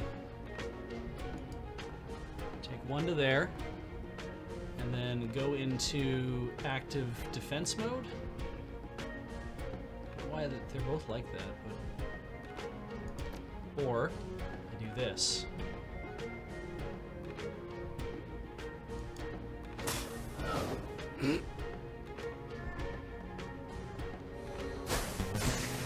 It's not bad. Whoa.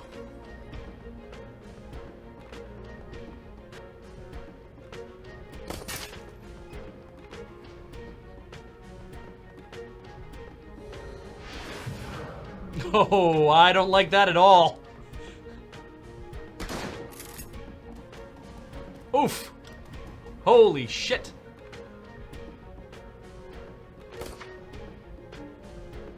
Okay. Let's just take a save before everything gets really right off the rails.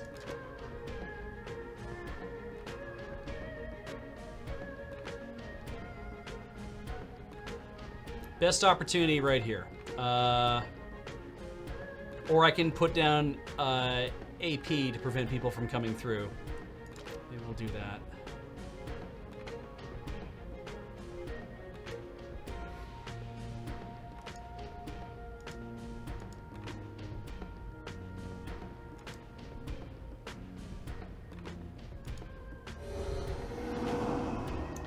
And I can probably still Zot, can't I? Zot pretty good, in fact. Alright. I can see you. And what I want to do is give you more movement. Let's zoom out a lot. Have a look here. There's a vent over here. I feel like these are the ones I really need to take care of the people out in front here. There's nobody blocking this line of attack, it seems like.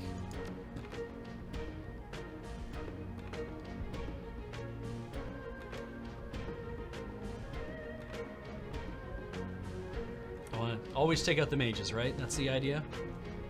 Always take out the mages. Okay.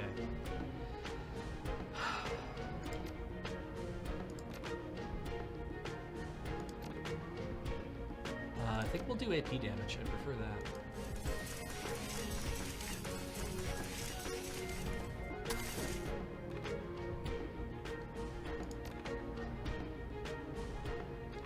Who else do I have here who can do some work? Change back to the gun.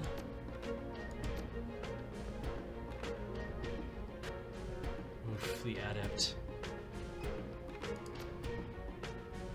I feel like I need to move Isabelle.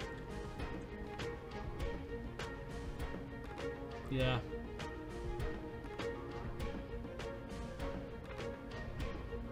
Isabelle's got a lot of space she could go.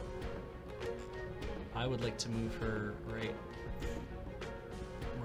there. Maybe I can't. Maybe I have to move her to medium cover.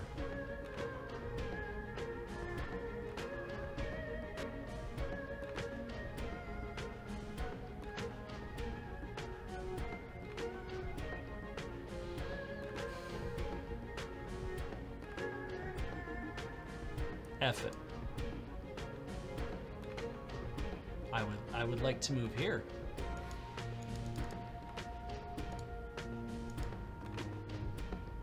Here, take the shot.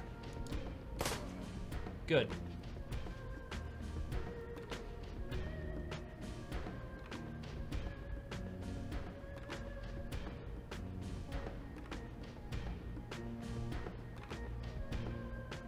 I think he's still in metal stance, isn't he? Yeah, middle attack and the middle stance chain. HP damage 75 plus 1 AP damage. Okay, well let's do this. Maybe one more. Oh yes, Koshi's got that bonus. Sawblade arm.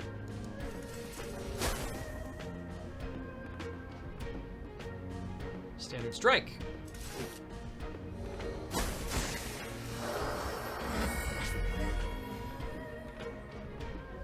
What are you? Oh, right, because you ran through the thing.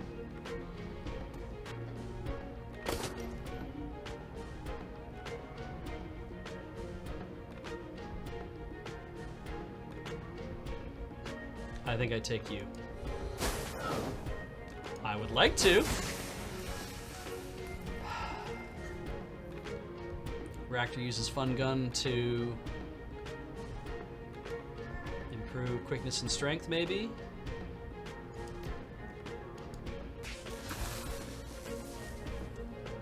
Isabel!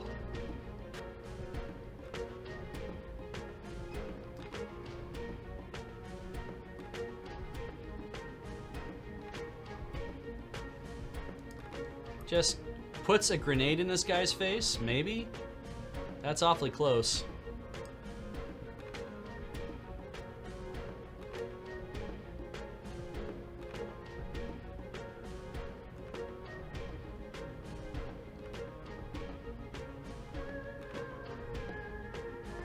That's one, so that's from both sides.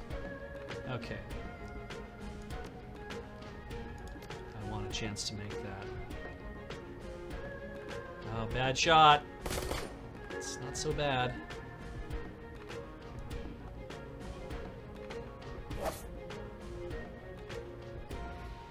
Koshie has a shot, perhaps. Do you go for the crit?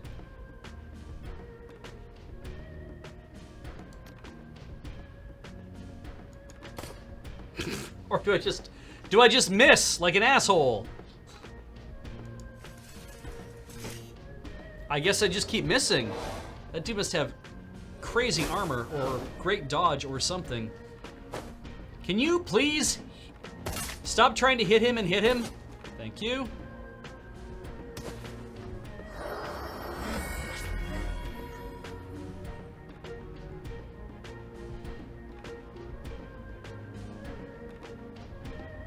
I think we just concentrate here still.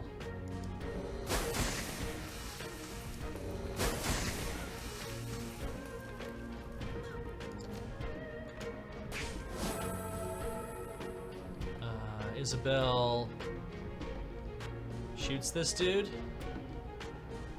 Concentrates on this dude. Concentrates on this dude, I think. Yeah.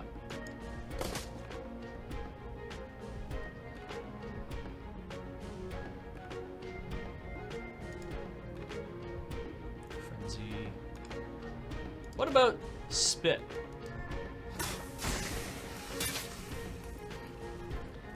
I mean, that'd make me mad too.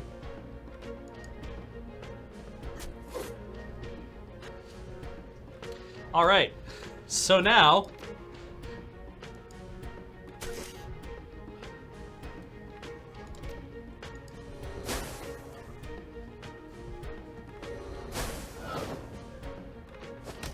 there, good, thank you.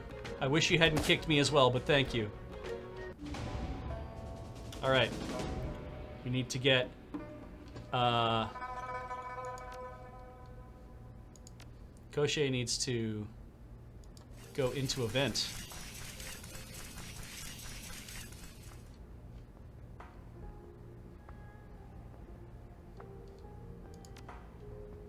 actor needs to follow along as best he can. The hell's Beej need to do? Beej needs to... Do I split this fight? Do I prepare to get into that lab so we can do stuff?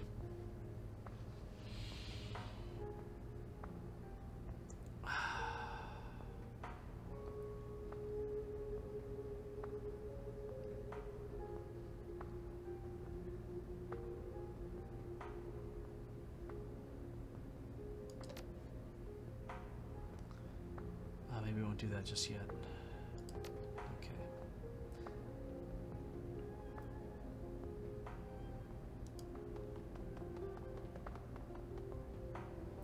So let's just drop a save. I'm probably in a bad position already, but let's just drop that save. Isabel.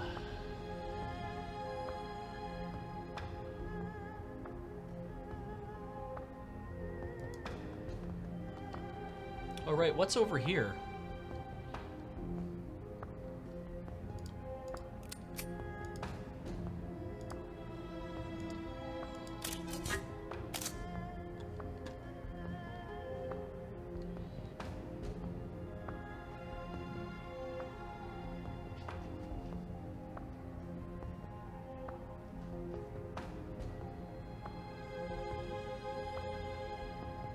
Where do we put Gaichu then? Maybe here?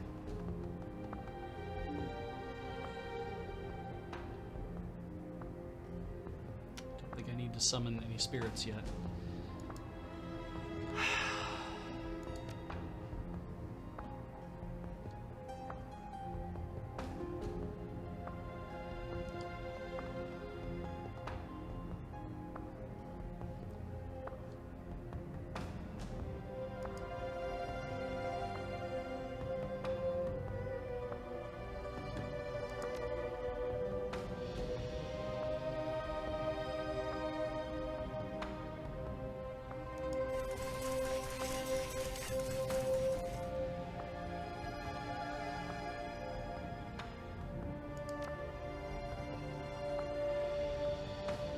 I mean, I could get her into a deck point and actually just turn everything off, couldn't I?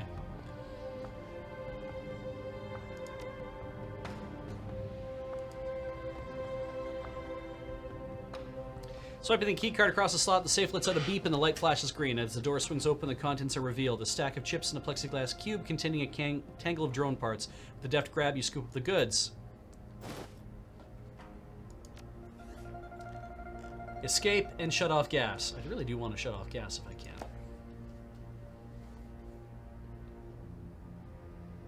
Gaichu comes out. And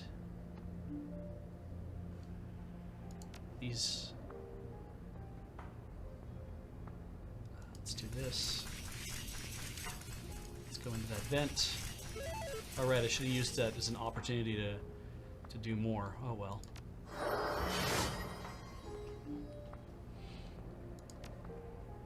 Turn that off.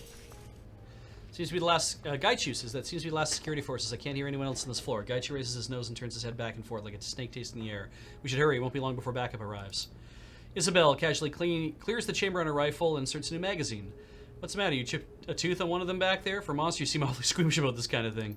Gaichu regards Isabel coolly. It is not squeamishness, it is caution. This is an Ares facility, and Knight Errant is one of the most competent security forces in the world. Only a fool would wish to face them on their own terms. Even monsters like staying alive. We are out of combat. We are also out of things to do. We just need to escape. I don't believe there's anything else that I had to pick up.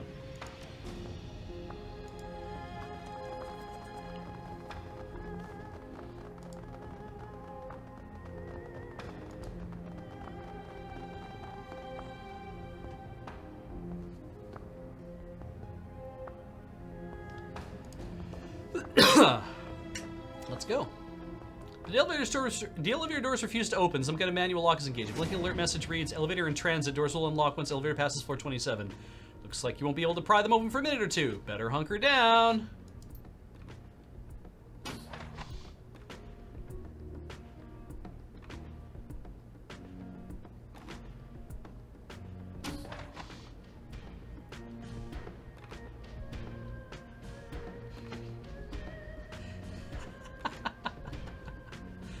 Alright. Well,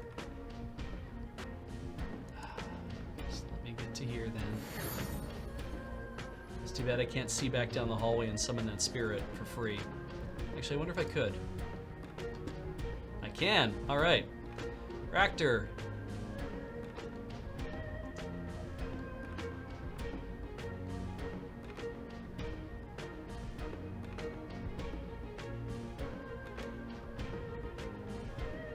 Where's he gonna post up? Way in the corner. Koshie will follow him. Isabel takes cover behind that couch.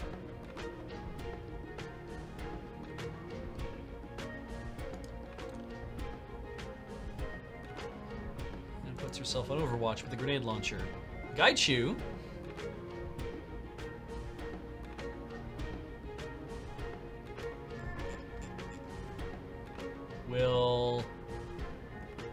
needs to get ahead of some people. That's not very good. I think I want to put him over here. And he needs to be on Overwatch as well, I guess. I don't know how that'll help.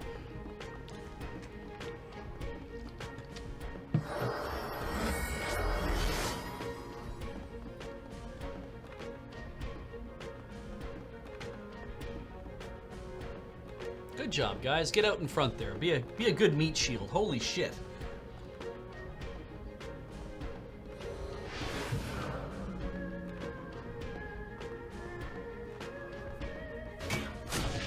Oof, damn. Sorry, everybody.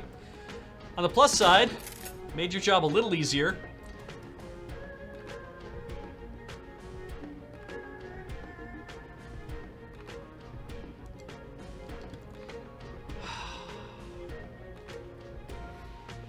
Each grants himself haste, so that next round he'll be able to actually open the damn thing. In the meantime, Zot's this dude. Good start. Raptor. Overclocks.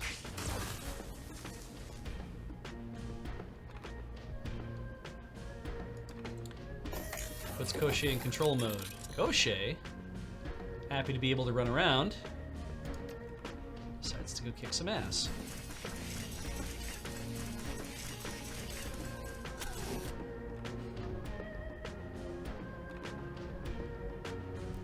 And with one remaining, figures he can get a little further. Well, let's try this. There's a lot of people over here all of a sudden. Isabel! Light cover? Sure. Wait.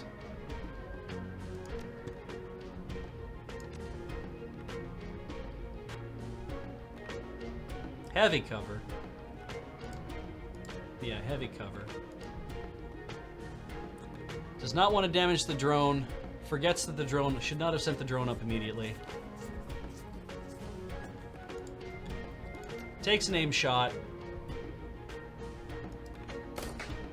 Does not ruin anyone's day. Gaichu, waiting for the opportunity to use this frickin' thing. Does not need to. Really wants to.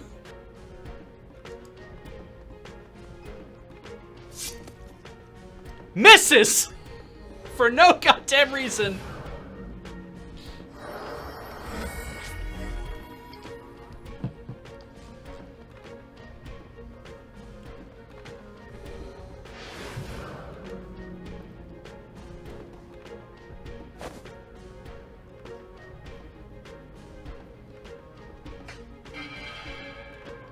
We can leave. That is all we have to do, is leave.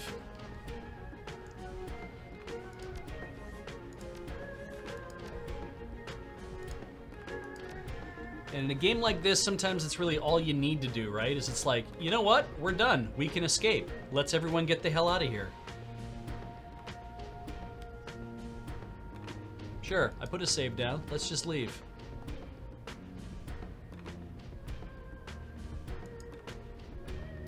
Cannot move.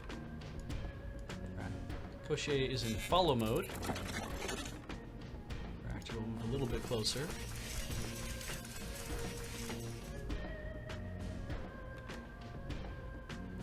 That guy is still sleeping. Isabel can't escape.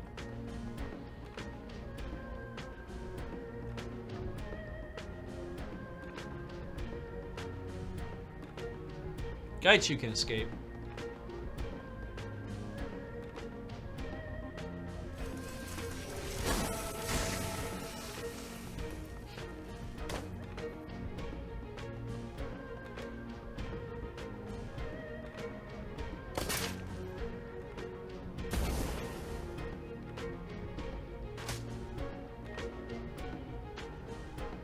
Raptor can escape. And that's the mission. Those guys can look after themselves, I guess. I have no idea if I'm supposed to help them or not. Misdirection. The pungent smells of musty stone, grease, and the remnants of neurostun gas mix in your nostrils. As you repel down the elevator shaft, whatever frustrated knight errant security officers or in pursuit are too far away to be heard. All around you there is only darkness and the occasional red-hued maintenance light.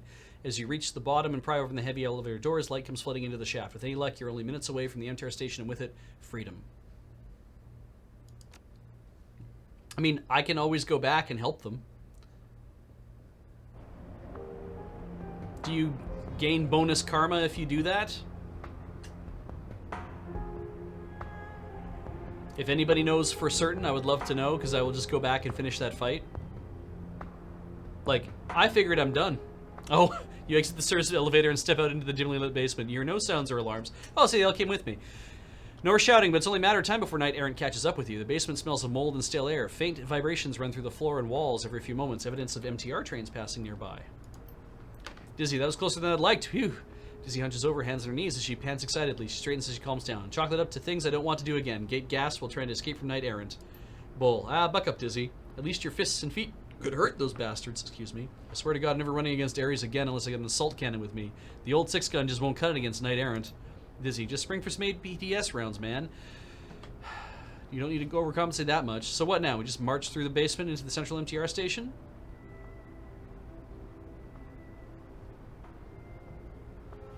Ah, good point. We should move fast. We don't have much time before they figure out where we are. I mean, we don't know what's down here, but at the same time, they're probably on their way. And I figured that we need to hurry up and get the hell out of here. So we should move fast. Opti, before we head into the unknown, what are we going to do about the prototype? You need it for your job, I need it for mine.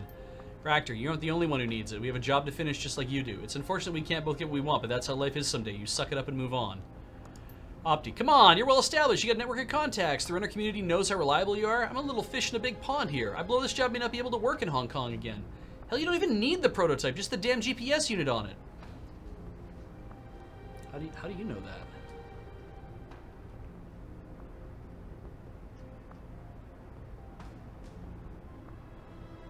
I don't like it either. Maybe we can work something out?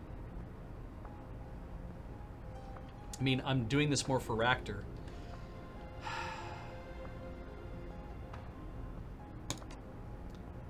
Bull, thanks, I mean it. I don't like the idea of cheating on a job, but we're on the same team here. We both have to live and work in the same environment.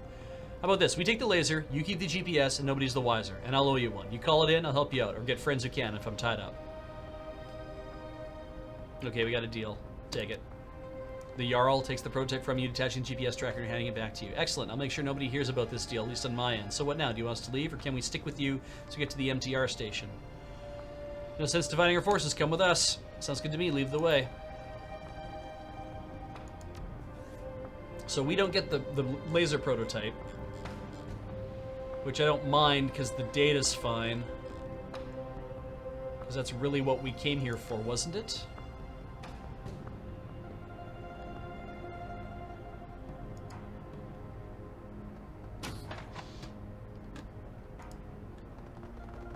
Oh, hey, underground.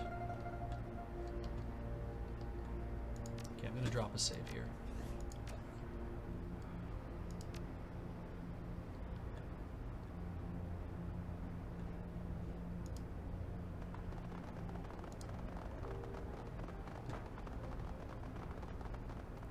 Door over there.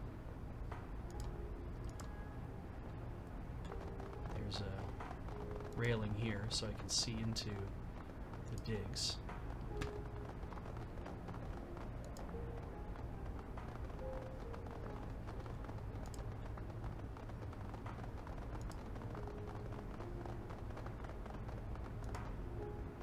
Anything that I'm interested in over here?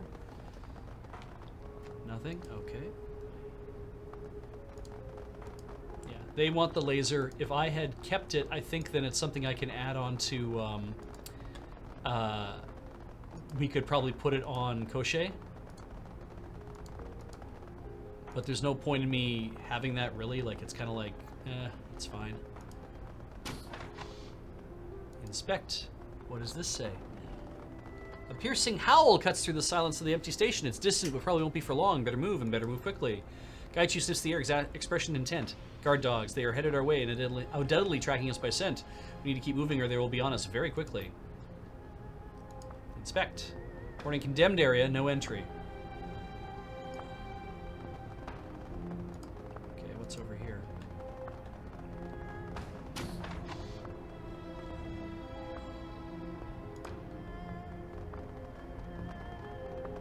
Inspect. Ah, I'll take that med kit.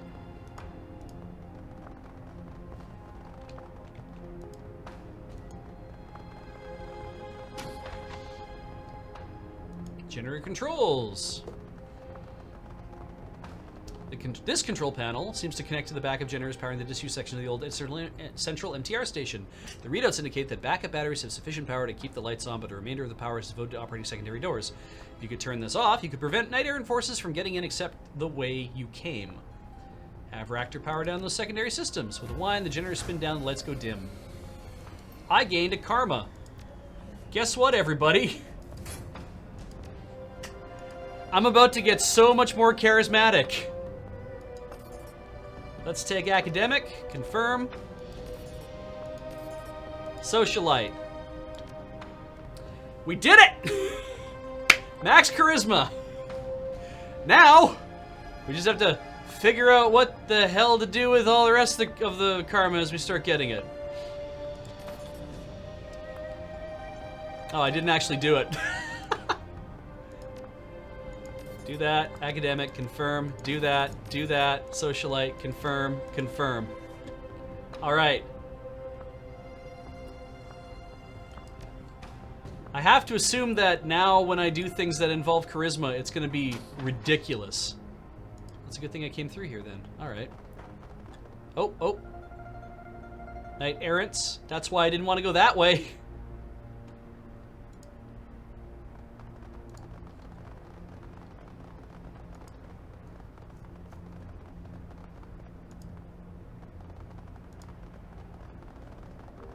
Oh.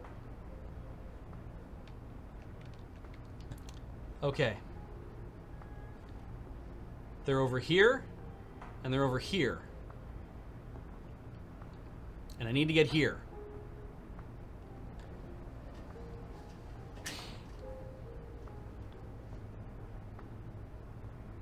And I probably can't, like, just waltz past them.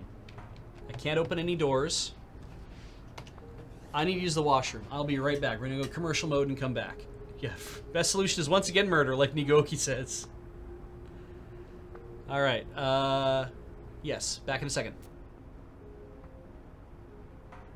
And we're back. Oh, microphone, loud. There we go. I can't remember if I dropped a save before we went to the washroom here. 8:10, 8:16. Okay, well, F it, we'll just do it again. It cost me nothing to do that from here. Okay. As you guys had said before I broke, it's like, hey, what if you just walk forward and talk to them?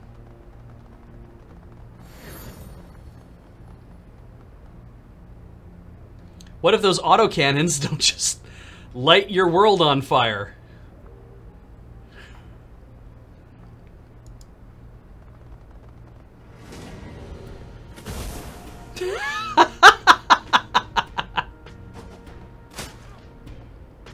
Wow. I don't think so. Load game.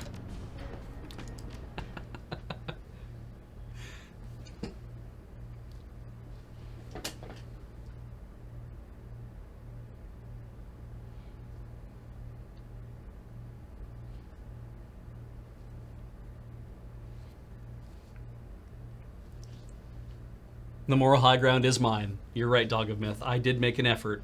I tried to talk through this whole thing by saying, hey, this is clearly a legal thing that I did in your building. Nothing personal.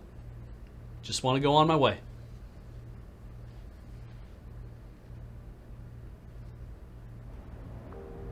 Okay.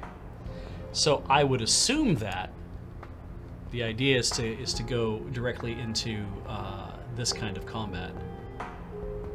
And if I set up immediately, because I can,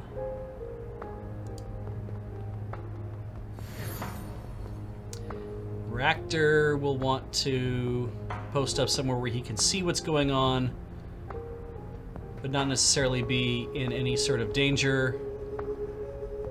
I'm guessing that's here.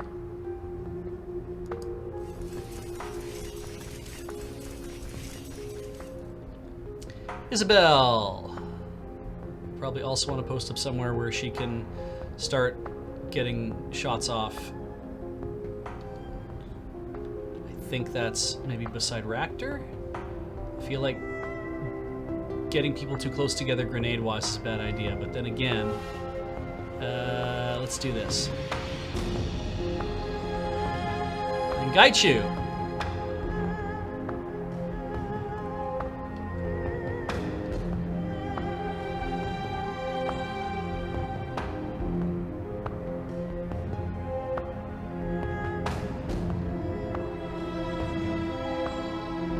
Maybe there?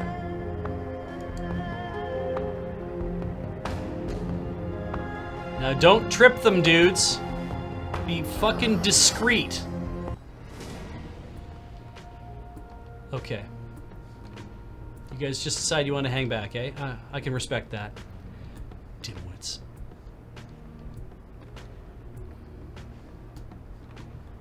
Okay, so first things first.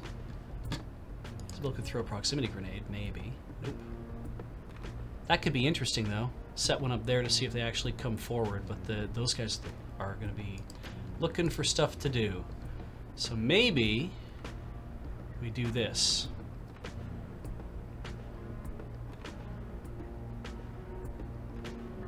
Yeah, I think we do this. Start from here. Fuck. I needed you to try to make that shot, that's all. How did you have cover? Holy shit.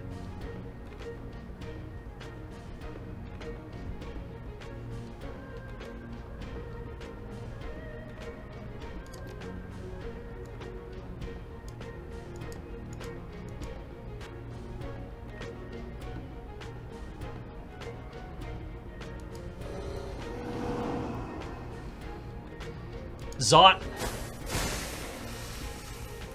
Pretty good start. Okay. You're going to control mode. Good boy. Then we're going to give you increased movement.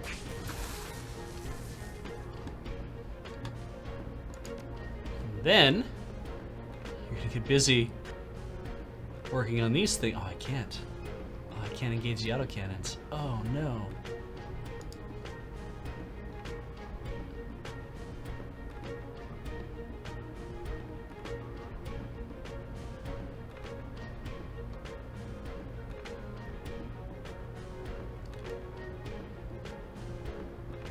It would be better to try to take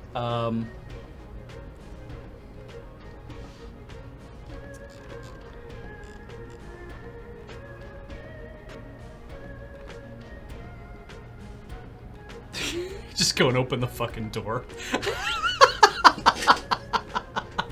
Just get in behind and be like, okay, so here's what we're gonna do. We're gonna open this door, and that's it.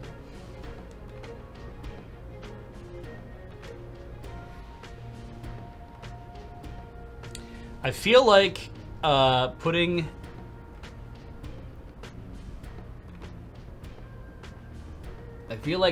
him there versus putting him over here. I have a lot of choices for where I can put Koshei. I feel like if I put him over here, it's probably not so bad. I kind of want to use these grenades a bit too, if I can. Oof. Stripping armor is also good. What are these guys anyway? Mage, Enforcer, Captain. Yeah, we could strip some armor from these guys. Okay. I'm gonna walk you over here.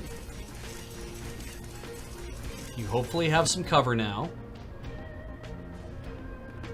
Gonna use this phosphorus grenade.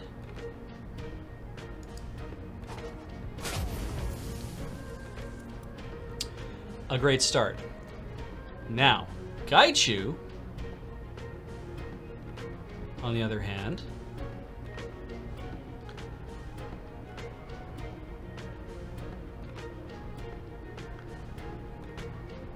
see, that is worrying.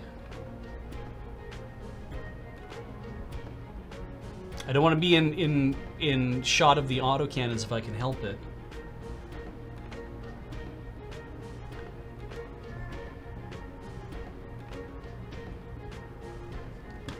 What's your, you're currently in rushing stream, you're in water.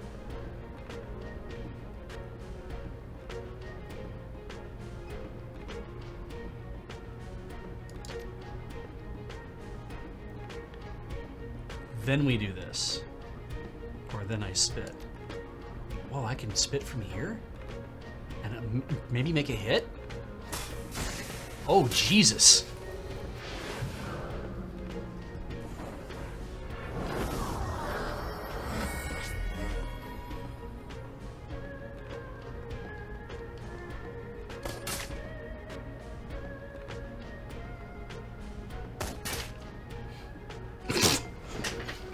Jesus!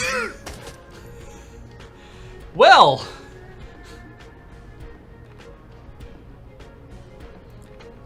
Alright, let's grant some AP to some things here. First things first.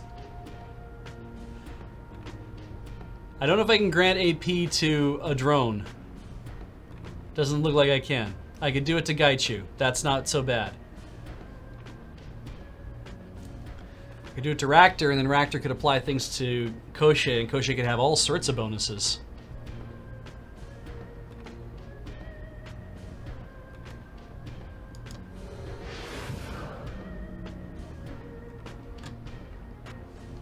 So he's like, okay, so I'm gonna give you quickness and strength.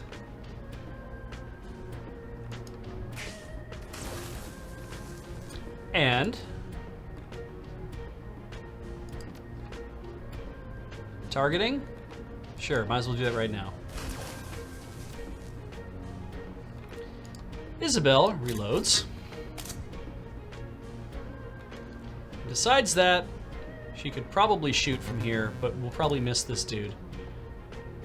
So she's behind some good cover right now.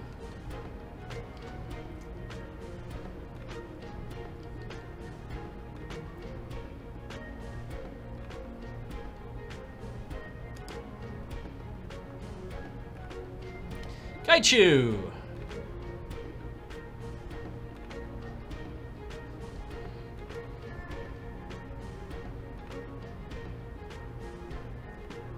I feel like he can't, like, don't my guys suffer the AP damage as well if they walk through it? I thought that was the idea.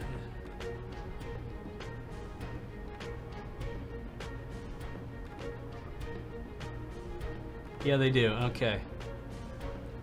So I need to get them around.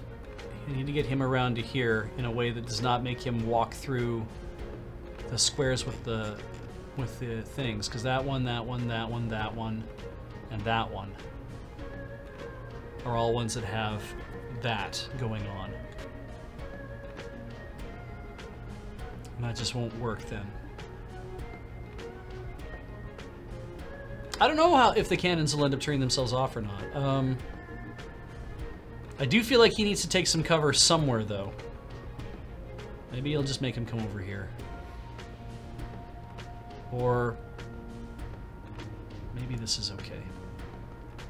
We might end up in a different situation than I expect then. Can't spit from here anyway, so. Okay, and then this guy. Do this. And we're gonna try for this. what happens if you keep fucking around.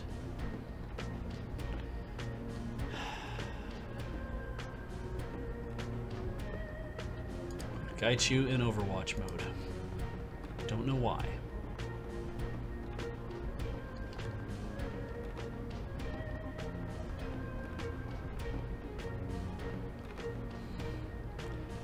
Thank you for clustering up.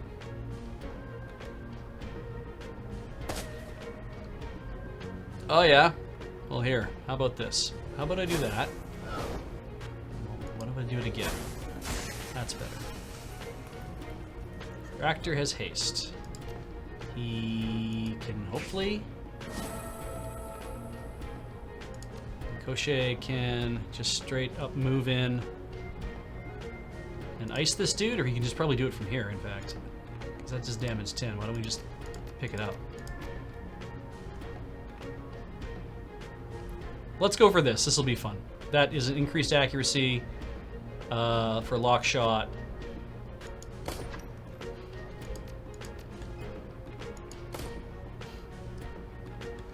What if everybody could miss that shot? What if Isabel decided to take an aimed shot and miss?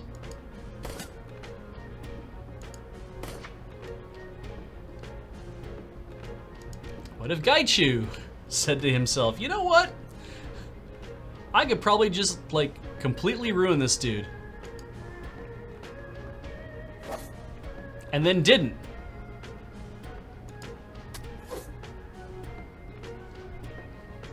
Actor's got nothing going on here. Cover beside Isabel, why not? Count on my friends.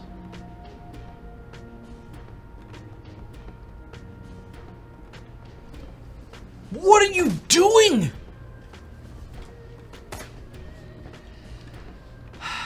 Sure. Maybe it hits him, maybe it doesn't. You just get out of doing this.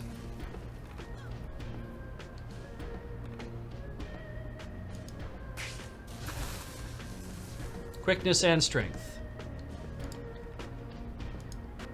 Takes the shot. What on earth? Line of sight is blocked.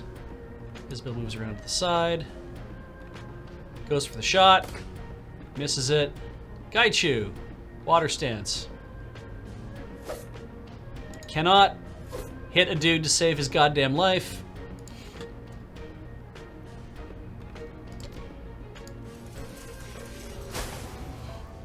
Sawed.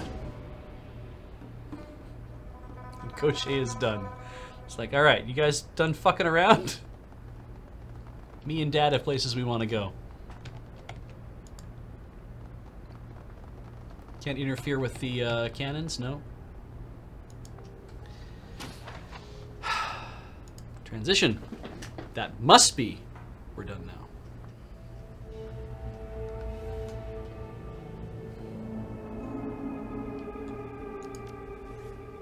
Drop a save.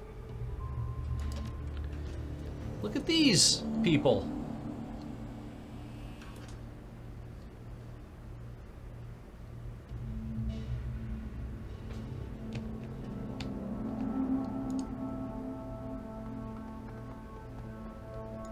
These unknown people. As you move through the NTR station, several figures move to interrupt your advance. The leader is obviously a hulking brute of a troll. He cradles a heavy assault rifle in the crook of his cyberarm and reeks of steel cigarettes and casual brutality. The name Steeltooth is stenciled across the flak jacket beneath his jacket. The flak vest beneath his jacket. His eyes narrow as you approach. Steeltooth, that's far enough for you, punk. Steeltooth gestures towards you with the barrel of his gun, taking a drag of his cigarette. My crew's had a long night. Never's a little raw, you know. And crunching somebody's face always brightens my mood. Let me speak in small words so you don't misunderstand. He takes a long drag of a cigarette and exhaling the smoke through his nose. Give us the prototype laser or we're gonna kill you so hard your ancestors feel it. Oh, this sounds like me. Whoa there, can't we talk about this first? The troll rolls his eyes, snorting in derision. His tone is sour and sarcastic. We should talk about this. We can be friends. Listen to yourself. It's embarrassing, you whining little baby. Gaichu glancing your direction. Gaichu shifts a hand to the hilt of his sword. I believe you are more than capable of killing this troll and his allies should the situation escalate. I would not be particularly concerned about their chances of survival. Steeltooth, you really think so, zombie? Maybe you're right. Maybe not. Either way, you just signed up to be the first target. The troll takes one last drag from cigarette before spitting the butt out onto the tiled floor. Right. Cigarette's done, which means your time's up. Hand over the prototype. Now.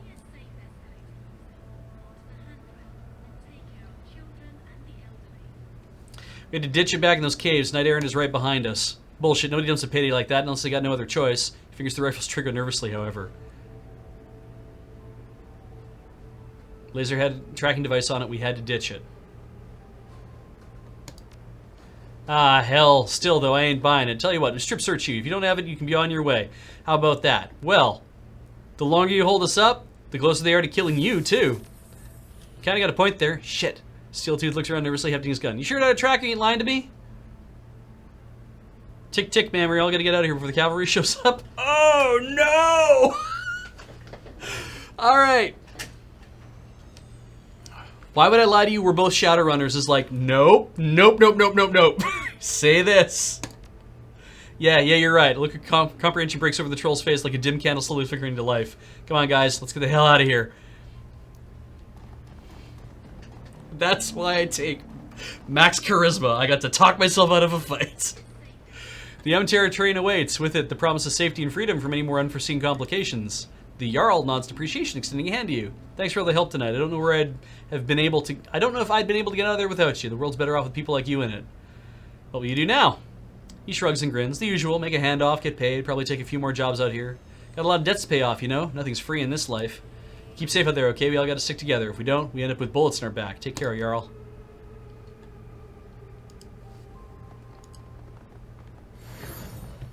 Anything I can grab in here.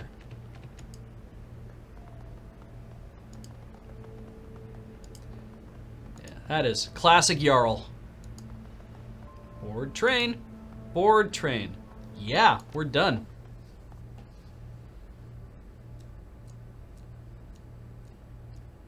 The MTR train pulls away from the station. You become lost in the crowd, just another face traveling from Central to Kowloon. Every second puts blessed distance between you and the hornet's nest of knight-errant soldiers you've left in your wake. With the data planted and GPS module in your possession, it seems certain that Ares Asia will place the blame for your run at the doorstep of the Red Dragon Association. The loss of the prototype laser is unfortunate, but allies are often more valuable than gear, especially in the shadows. With any luck, they'll be able to pay you back soon enough.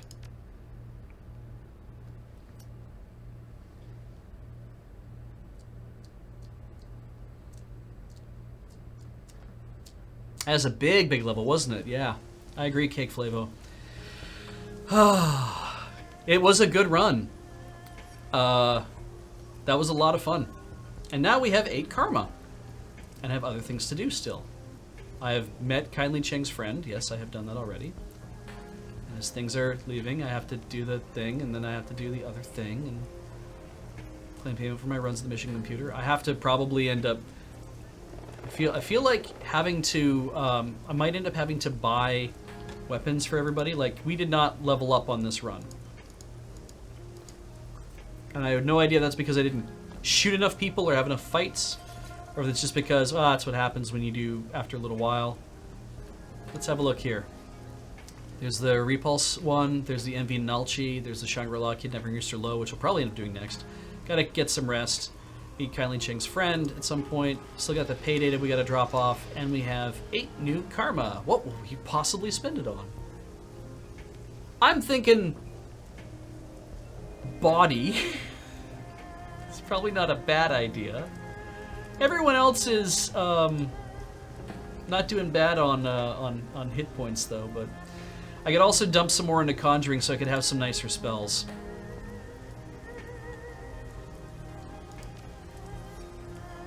Intelligence is very low. Willpower is pretty low. I could equip Lightning Barrier if I do that. I could increase my spellbook slot if not yet unlocked. Not sure.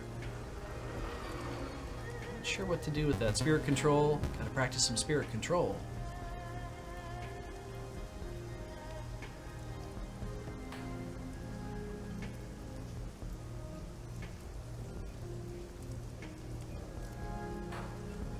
Hmm.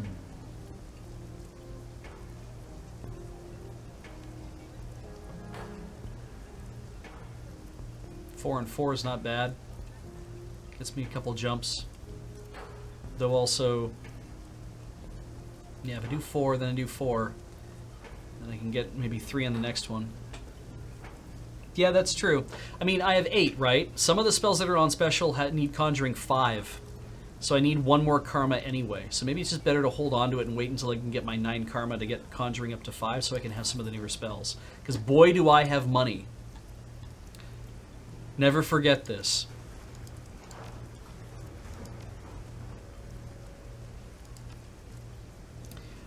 Okay, we dropped a save. We're not going to talk to anybody just yet. Oh, what's this? Human transient. I'm going to do all my dialogue stuff now? Alright. The gibbering transient wheels to face you, his eyes bulging out of his skull. He's a young man, probably in his late 30s, but his hair has gone bone white. He reaches towards you with hands hooked into claws, and his entire body begins to tremble. You've seen them, I know it. I can smell it on you. He reaches his hands to his face and claws at his cheeks, his fingernails digging into his flesh. The devils! The ones that are coming! And the runt that leads the pack! Another transient glances over at you. He got into town yesterday, came in on the same boat that we did. Seemed normal enough at the time, but now he's stark raving mad. I am not mad! His voice rises into a scream. I've seen them! They're coming! They're on their way here now! Tell me what you've seen. His breath comes in fits and gasps. He claws at his throat and his voice lowers to a whisper. There are hundreds, all different but all the same. A giant with the legs of a boar and the jaws of a baboon. A giant with the legs of a boar and the jaws of a baboon. That was fun to say. A woman in jade and gold with 100 blind eyes. A runt at the head of the pack, slim and beautiful with arms like jaws and an ivory crown. Tears spill down his cheeks as he sobs piteously. They run in rivulets into the gashes that he tears in his cheeks. They are all coming, all clawing at the gate. She is already slipping through. He seizes up mid-sentence. His eyes roll back into his head and he falls to the pavement. When he hits the ground, he doesn't get up. He isn't breathing. Dwarf transient, I think he's dead. Checks the man's pulse. You kneel and press your fingers to the fallen man's neck. Nothing. The transient stares down at the fallen man's body, her brow furrowed. To hell with this place. I'm getting out of here. I know it's none of my business, but you should do the same. Not me, I have business to attend to. She shrugs. Your call. Best of luck. I guess that dude just dies regardless.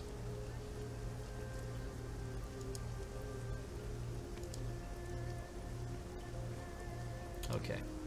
We're going to go... we're going to do all these talkie bits. But I am going to post my pay data and also collect on my pay data and then go talk to everybody else. All right. I know I have new messages. It's fine. Open the jobs directory. Claim payment for Ares prototype run. So that the job is finished. Steal arm Lou. Your payment is attached. 2,000. I confess that I'm very pleased with your work. It's not every runner who could have pulled off a job of this magnitude. Well done, Lou. Thank you, Lou. Back. Post pay data for sale. Post experimental Ares research. Because why wouldn't you at this point? Claim data for sold pay data. The Wuxing logistical data. 150. See? Winning bid 167 minus 7 yen. New yen, rather. 150. I feel like it should say 17, but yeah, anyway, it's fine. Hey, Beej, I was able to cut out the proprietary bits of the files we recovered from that work. Recover that work a few new yen. Hey, Beej, I was able to cut out the proprietary bits of the files we recovered that work a few new yen. But there was a lot of junk data none of the buyers wanted. I decided to archive leftover paperwork, requisitions, orders, etc. Nothing special, but I figured I'd keep it on hand. Isabel. Sure. We don't have any more pay data to post for sale. Go back. Walk away. Collected on a job. Did the other thing. Let's go talk to everybody. Let's start with Spider Shen. Spider Shen. Maybe I'll put a save down here. I can't save when I'm walking. It's just how this game works. Look out. Let's talk to Spider Shen.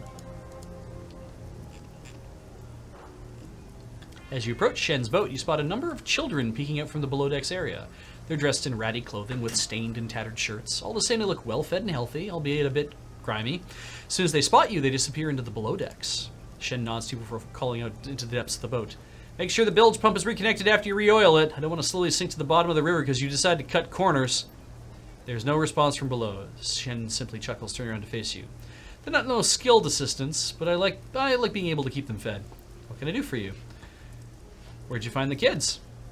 I didn't. They found me. Shen shrugs and grins crookedly.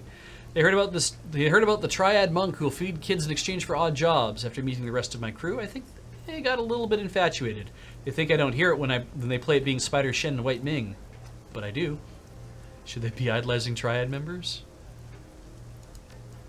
Shen's your lips twisted in scorn. Who the hell else are they going to look up to out here? Corporate wage slaves? Overbearing, self-important rent-a-cops?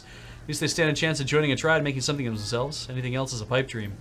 For anybody on the outskirts, you can't move up. You can't become a citizen. You're just a body to be exploited. Spare parts, cheap labor, a medical test subject that gets kidnapped off the street.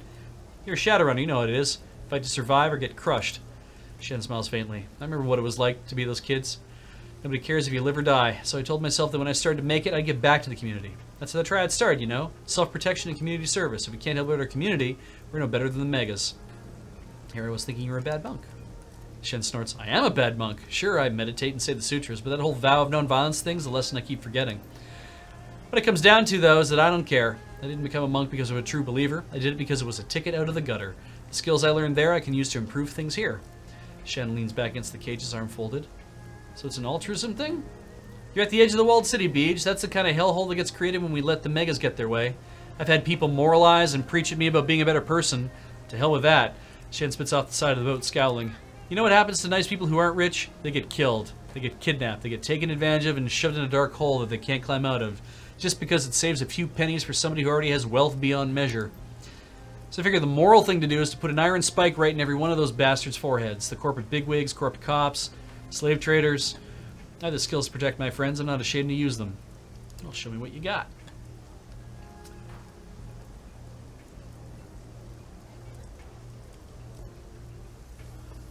Neat. Distant storms foretold.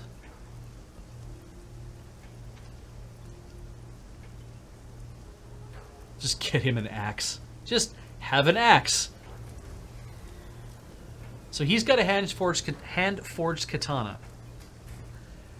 Damage 5. There's also damage 5 there. Doing the additional -1 AP shock damage for 2 rounds is pretty good. What are the other options here? Ooh, a kunai ninja suit. Mystic armor. I have no idea if oh,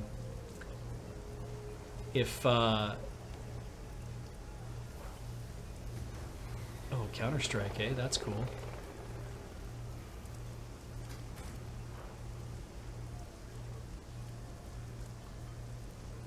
Quick Strike. It gains a 0 AP cost attack that does 8 damage to the target. Pierces up to 2 armor. Shares a cooldown with Lightning Strike.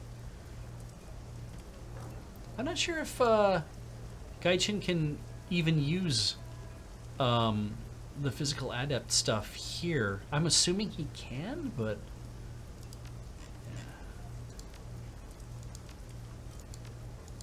He probably has a better suit. That's the tough part, right? Is it's like I didn't actually memorize what all of his stuff is.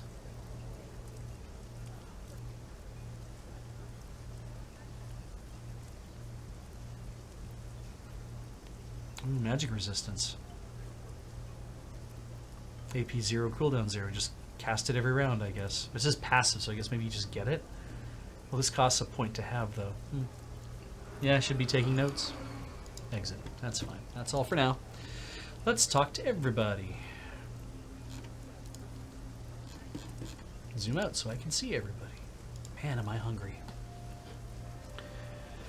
We'll talk to everybody, move stories forward. That's what you do. No, Freddy. Freddy looks sullen at the club's front entrance, and sullen on a young troll takes the form of careless indifference for the force he uses to pat down and propel forward the patrons entering the place. Welcome to Club 88. No killing, no fighting, no sex trade. Careful, Freddy. Give someone a concussion. Or a broken rib. Or a dislocated shoulder. Fuck it. What does it matter? Things might be better if I drove everyone off and shut down this place. Can't be forced to stay a bouncer if there's no bums to bounce, right? Might just force the rest of them to take a hard look in the mirror. My mom could stop worrying about bills and inventories and all that crap. Callum could finally get out of here and save his own skin. My ba could go back to doing what he's born to do and change his mind about me doing it too. What's the deal with Callum? What, you haven't figured it out? You talk with him, right? He doesn't belong here any more than I do. For different reasons. Callum's not hard enough to survive in a place like this. If this city doesn't kill him one night, him drinking away his worries probably will before long. Funny thing is, I thought that once I got out and made my fortune, I could set Callum up someplace nice. That's not going to happen now, thanks to my ba. You'd rather see us both waste away here. Your father found out about your plans? Yeah, you heard me talking to someone about how I might link up with a Hell Thunder crew. He got real mad.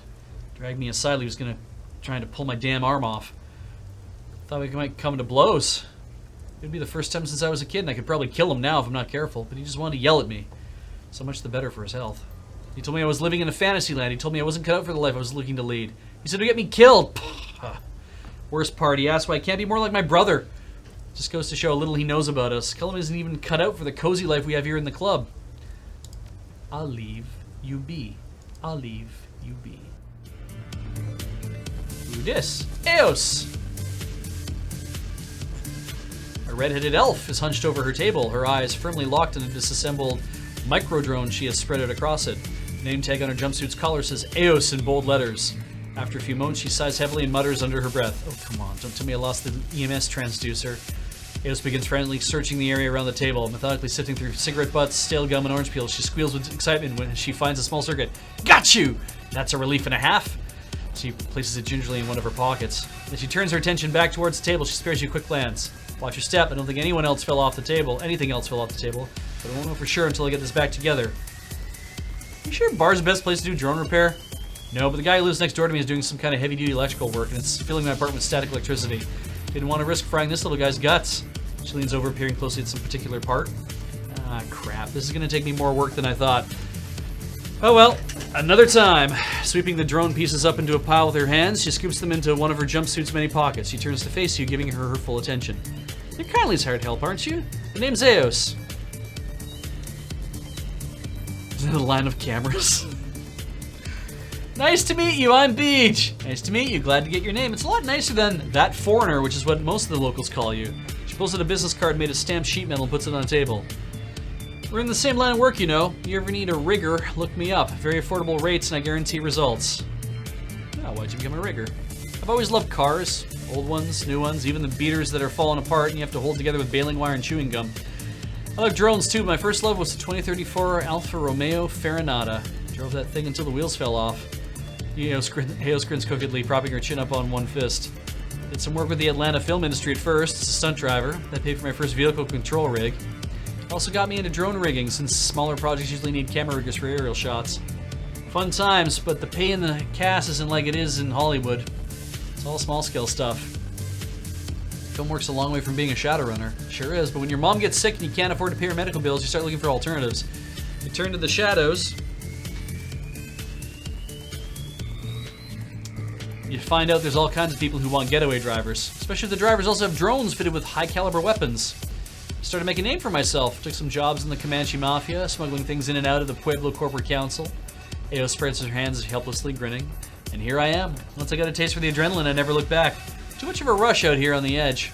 How'd you get your street name? Honestly, it's my sunny disposition, I'm not even kidding. The elf giggles to herself for a moment, head falling back as she stares towards the ceiling. I had this friend in Vegas, a real rich, old money type from Dubrovnik. He'd fallen on hard times, mostly because he couldn't play cards for shit. Great fixer, though, because everyone loved him. He's the one who gave it to me. Eos, he said to me. Eos, he said to me. Your new street name should be Eos, because whenever you show up, it's like breaking dawn in my office. Could have charmed bees out of their hives, I swear to God. Last I heard, he finally got enough money to pay his debts and get the hell back to Europe. Sure hope he did. I'd like to imagine him sitting on the Adriatic, sipping a Negroni and reading a spy novel. A preferred kind of job? Eos gets a smile that spreads from ear to ear, and she leans over to whisper in a conspiratorial tone.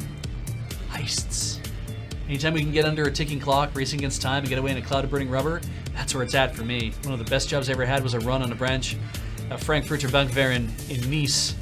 The cops were hot on our ass as soon as we got out of the vault, because the decker had been dumped from the system before it could swash the alarm. So we rush outside, right? And our getaway car is a Skoda RK3 that had mod up with a supercharger and a kinetic energy recovery system. Ooh, curse. Didn't look like much, but man, that car could haul. We burned through those French streets like we were right out of some old Frankenheimer movie, Glorious Getaway. Any run you can walk away, it was a good one. You said it. Now the aftermath, glorious. 2 weeks lounging on the beach of Corfu, eating fresh perch you caught right on the rocks. Revan always wanted to poach it, but come on, you gotta grill fish that fresh. Oh, there, Eos. Having figured her brow, Eos grinned. See you, don't be afraid to call.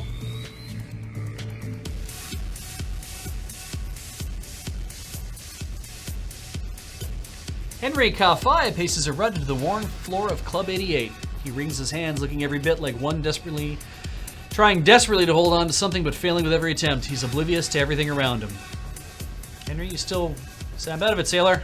Huh? What? Oh, sorry, didn't see you there. I was just thinking. What about? Lots of things. The past, the here and now, what is, what might have been. I think about how many sailors drown every year and how I never once came close. Think about how it might have been for Ermin if I had. Lots of things have been preying on my mind lately. Well, last time you mentioned incident. Care to speak about it? Truth is, I've wanted to talk about it, need to talk about it for a long time. I was the first mate by Ben on a big rescue and salvage tug. We were steaming out into the Pacific, down towards Saipan. The big container ship had lost power and was drifting. We were 2 days out from Hong Kong. We picked up a distress call. Our captain told us to ignore it, quoted some whooshing corporate gibberish and ordered our rigger to change course to avoid it. Truth is, we all knew why. That container ship was probably losing whooshing $1 million in lost revenues for every hour it drifted. I don't know why he did it, but I refused. Maybe it was on account of being a family man. Maybe it was just in a mood, but I couldn't leave those people behind. I demanded the captain send us to assist, and when he didn't, I knocked him out. Well, everyone followed me. When we reached the signal, we found a small passenger ship well away from its regular route. No response to hail, so I went aboard with a small group. What we found was a horror show. Men, women, children, brutally butchered, but not outright killed. Some had died from their injuries, yes, but most were just missing an arm, a leg, or even a foot. They wouldn't have lasted much longer, but they could have been saved. And that's when we realized it was a trap. The time it would have taken to stabilize and move those people would have given us given the ones responsible a chance to take our boat. They meant to lure in a bigger ship. I grabbed my guys, we got out of there at full steam and left those people to die. They knew it as we were going. Their eyes have haunted me ever since. So that was the end of my career. Wujing let me go nice and quiet with a hush package. The law of the sea still applies. You've got to help ships in distress when you can. Wujing didn't want anyone to know the captain of their rescue tugboat had tried to violate that. Ermin thinks I retired for the boys and her. She wouldn't be able to look at me if she knew the truth. How are things between you and Ermin? Not great, to be honest. It's true that the voice of my dreams has been saying, Ermin doesn't need me, I'm useless around here. Better I just stay out of her way. It's more than that. We've had our share of problems over the years. My being absent for long stretches, her being left alone, fending for herself while I was away. It wasn't easy for her. And I think she sometimes sought comfort elsewhere. I don't know who and I don't know exactly when, but I can't help thinking it. I look at Cullum sometimes. I'll always love him, but I'll also always wonder. It'll hardly be the worst thing that ever happened to me. But even so, I'll leave you be.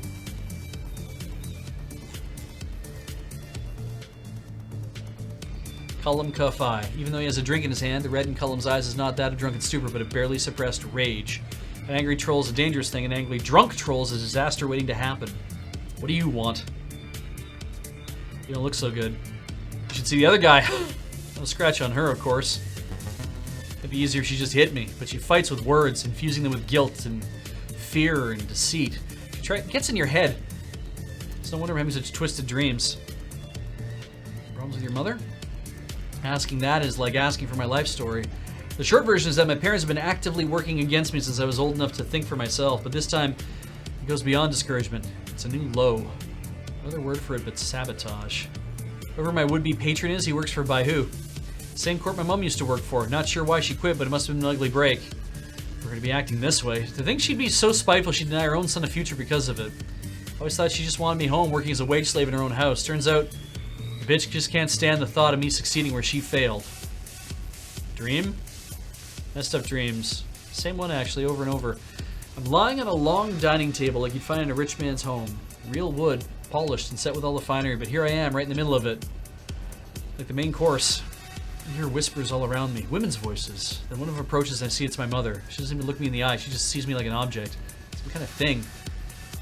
Then she cuts into me. I don't feel any pain. I suppose I'm dead, but I scream anyway. I scream because of the look on her face when she starts to eat the hunk of me she carved off. Her teeth are terrifying. Then another woman approaches me. It's my mother again. They all are. They all start devouring me bit by bit until there's nothing left. I'll leave you be. Hello, Ermin. This poor family. Ermin Kafai. No, talk to her. The dread creeping through Heo has pervaded even the induced euphoria of Club 88. Ermin herself is not immune, looking to be caught between the need for rest and the inability to find the peace necessary for it. It's not a good time, Beej. I can see that. What's going on? I wish I knew. I can only speak for myself, though. I don't know about the rest of them, but I'm dead on my feet. Slept a solid 6 hours, but it's hardly restful sleep. Bad dreams? Like none I've ever had before. Vivid, more real than you standing here. The memory refuses to leave me. I was 20 years younger. Young. Absolutely at home in my own skin and happier than I ever remember being. Positively glowing. There was a man with me. It was Henry, but not the Henry I knew. Just as Henry as he might have been if he'd never goblinized. Handsome, well-dressed, perfectly human. But when he smiled, there were too many teeth, and I knew it was a lie. And I woke up, clutching my stomach, feeling for the bite marks that weren't there. I haven't been able to shake the image of that smile all day. His teeth. He wanted to devour me and everything I held dear. Something about Cullum in that suit. I tried to put that period of my life behind me. I tried to forget what had happened, to move past it. I had to, or else it would have been destroyed my family just as it was beginning. Some truths are best left buried. I can live with the shame. It was my own stupid mistake. But it should have ended there. The past should stay in the past. This man will not be denied. He will lure Cullum with promises of fortune, power, prestige. He will offer him things I never could, just as he once did with me. Cullum feels alone here, just as I did when Henry was away at sea. Kill this man before I let him take my boy from me. I don't care who he is or what right he might claim. I suppose this is why I'm not sleeping well. In dreams. I'll leave you be.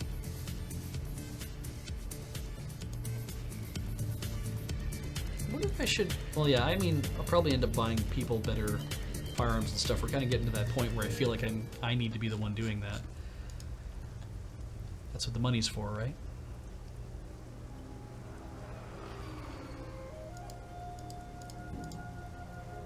What's down here? Looking for med kits. No med kit. Let's talk to Ambrose. We'll pop down a save too. It's 9 o'clock. Oh, we'll do a little bit more of this. Save game. You save. Anything in Ambrose's room? No. Zoom in and look at how good this looks. This whole place looks awesome. Talk to him more often. Ambrose lies limp in his wheelchair while his spider drone tinkers delicately on a huge bionic lower leg, which appears to be attached to a dismembered troll thigh. Ambrose reanimates as you draw near. Beej! Doing some delicate work here, just reaching a good point to pause, actually. Okay, what's up? What are you doing? Is that someone's leg? It will be. It's a vat-grown biological upper on a cybernetic tower. I'm merging the two together. It's going to give the poor guy's upper leg he wants back with the lower leg he needs. His voice is hushed. You're interested, huh? Okay, check this out. I'll be back. Ambrose goes limp. A half-dozen robotic arms suddenly pulse in a balletic surge of activity working on the leg, bristling with needles, scalpels, forceps, microsolderers, glue, and various other tools. For several minutes, there's no sound but quiet clicking in the hum of machinery. When the work is complete, the slender robotic arms draw back. They hover near the ceiling around the operating area like giant attentive stick bugs. Ambrose's eyes flutter back open. He continues talking, hardly skipping a beat. This guy works in the tunnels with his feet in sewage all day. He's got some kind of flesh-eating trench rod. Went right up his leg. Nearly killed him. They had to amputate at the hip. I'm giving him his upper leg back, but using a chrome lower leg so it won't happen again. Must have cost a lot for a sewer worker. Yeah, it would. That's why I'm not charging him. Ambrose shrugs as if suddenly embarrassed. Someone else grew the meat leg. I can't do that. I had this old prosthetic lying around already. It's a beater, but it'll last for years if he takes care of it. Hey, so what can I do you for? What happened with Karen? She betrayed me. Ambrose folds his one arm tensely across his chest and scowls. She left me here. He nods towards a small frame picture over his impressive home-built computer. That's Karen.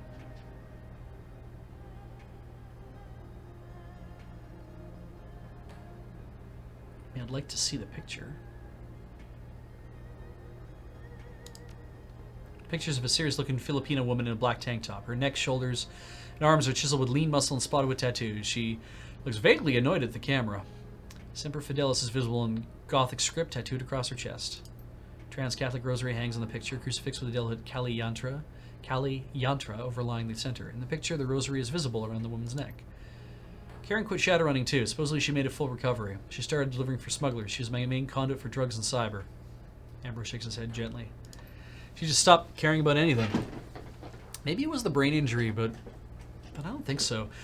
I think everything she's done started catching up with her. I can see it in her eyes. Take your time, I'm listening. Ambrose rubs his mouth with the remainder of his hand. He pauses. She couldn't sleep. She wouldn't take meds for it. I think she didn't want to get better. One day she was here, we were behind the curtain. I went out front to talk to someone. Ambrose presses one of his remaining fingers into the side of his neck. She took her butterfly knife and set the point right here.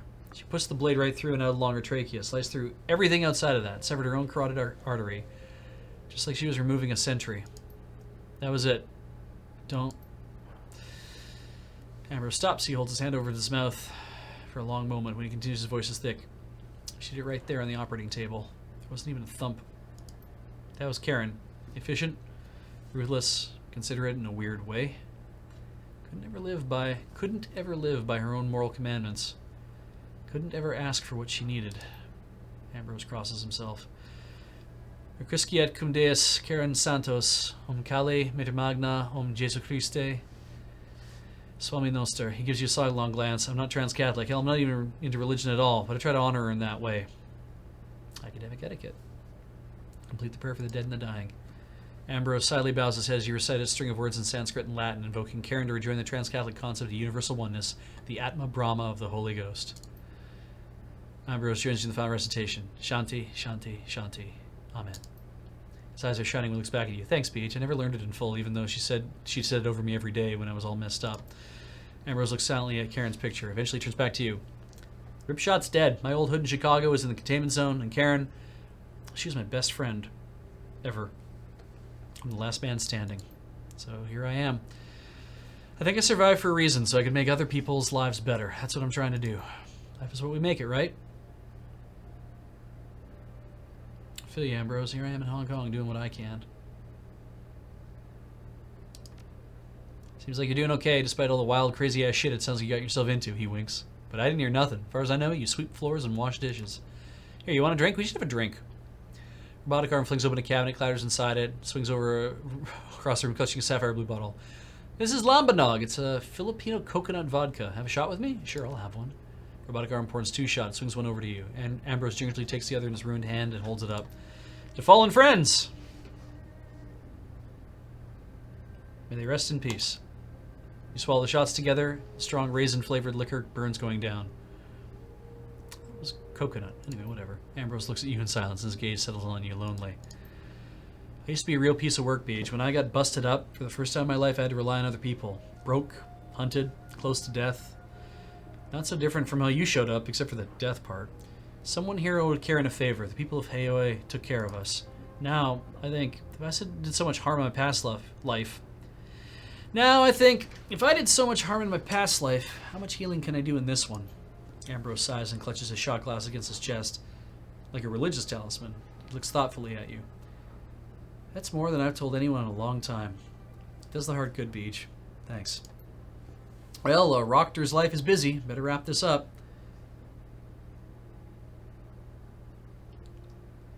Still angry at Karen? I'll always be angry at Karen. She abandoned me. He shrugs. So what? So what? She's my friend. I can be angry at her if I want to. Show me your services. Medical supplies. Level 2s, level 1s. Goodbye, Ambrose. Time for me to go. Cheers, Beach. Talk to you later. I earned a karma. That means that, if I want to, I could spend it on Conjuring 5.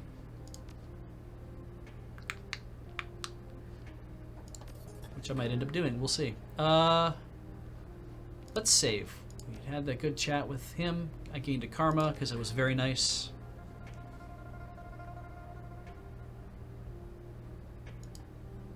Oh. No, I want to go back in here. Let me back in.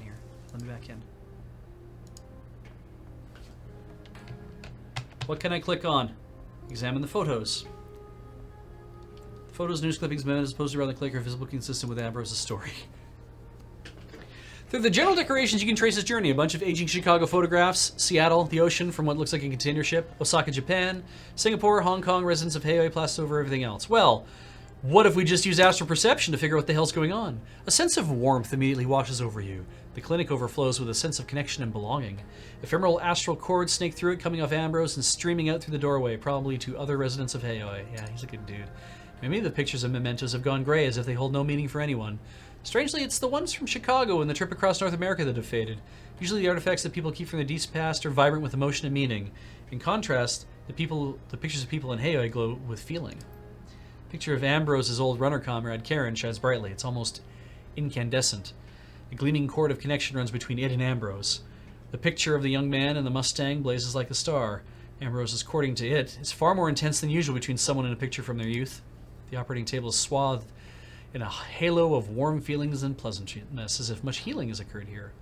Mild toxicity also swirls around it, typical for a street clinic instilling combat wear, bitter feelings of lost humanity, revenge, ambition, and folly. There are occasional surges of something darker. It feels bloody, dirty. It's similar to how it felt in the Mahjong parlor when kindly was interrogating the undercover HKPF officer. Keep perceiving. Beneath the warm halo and toxicity, there's almost something subtle and very, very painful. It's almost invisible, but subtly etched into the deep astral. In that scar, the sense of sadness and longing is so intense it's almost nauseating. Ambrose himself glows, his disfigured meridians running with light. His head is covered with tangled astral mucus and cluttered with cyberware, but his eyes glow bright and clear. His heart pulses with scintillating light. Beneath his head, the solar plexus is a sickening black hole. The feeling that comes from it is chilling, self-hatred, guilt. It's bottomless. So I did that, so we can look at the photos if we want to. Many of the photos are Chicago landmarks, of street races. Interspersed with them are obviously personal photos of Caucasian African-American metahumans at a bar in front of a fountain, working on a car, so on. Young man who must be Ambrose appears in a few of them, and no other persons repeated in the photographs. Young Ambrose doesn't appear in any of the pictures with recognizable landmarks. Look through the general decorations. Big pictures of old Chicago, classic motorhead Americana, 20th century gas stations, desert highways, Devil's Tower, motorcycle gangs. I think we looked at these. The closer inspection of personal photos, because he went through Chicago, Western UCS, the Sioux Nation, Salish Shida Council to Seattle. I feel like Shida is probably Gaelic, so I'm mispronouncing it.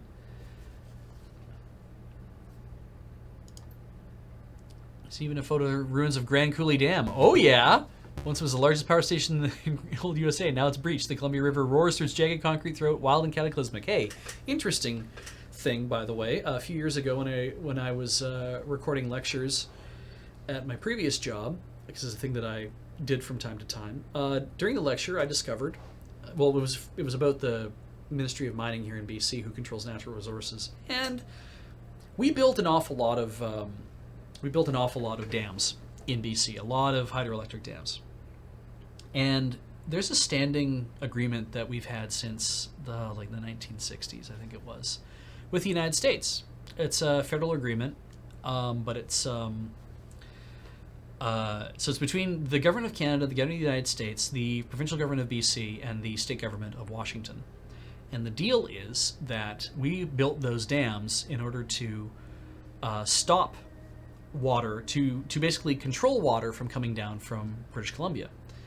And apparently, in exchange for that, the state and the country, the United States, for the deal, they pay us a very, very, very small amount of money, something like $100,000 a year or something like that, because that's what was set down.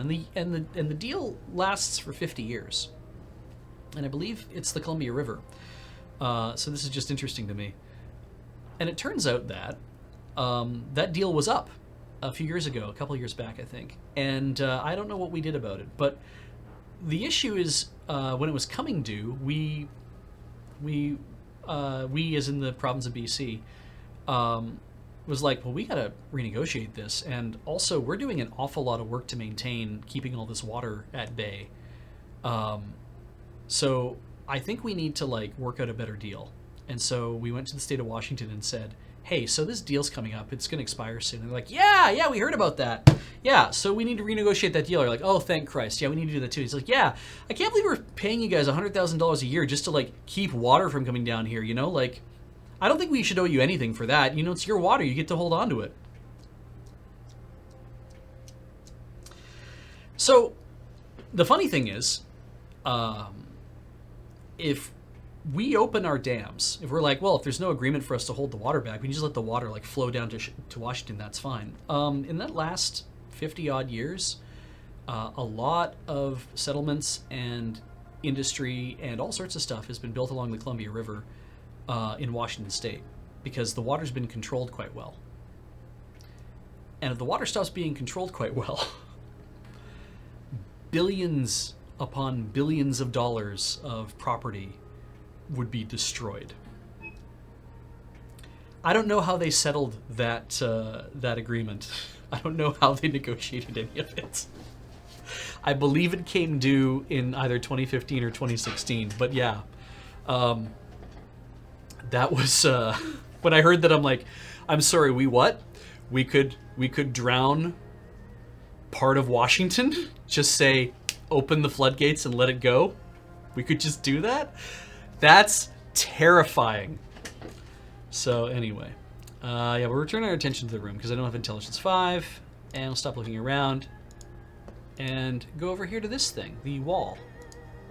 I'm pretty sure we looked at a lot of this before, but yeah, let's see. The mess of notes, mementos, photos, and paperwork in the walls behind the computer reflects the daily work of Ambrose's life. And hints at the story he's told you. A framed photo shows what must be Ambrose as a young man back in his Chicago days, standing proudly in front of a vintage Ford Mustang. Examine the picture of Ambrose in the Mustang. It looks like a young Ambrose. It's hard to tell for sure with all the scarring and cosmetic reconstruction now. The young man definitely has Ambrose's big cheesy grin. He can't be more than 25 years old, but he already has a thick handlebar mustache. I don't have either of those and probably never will. We'll return our attention to the room. It's fine. There's nothing else I can touch, I think.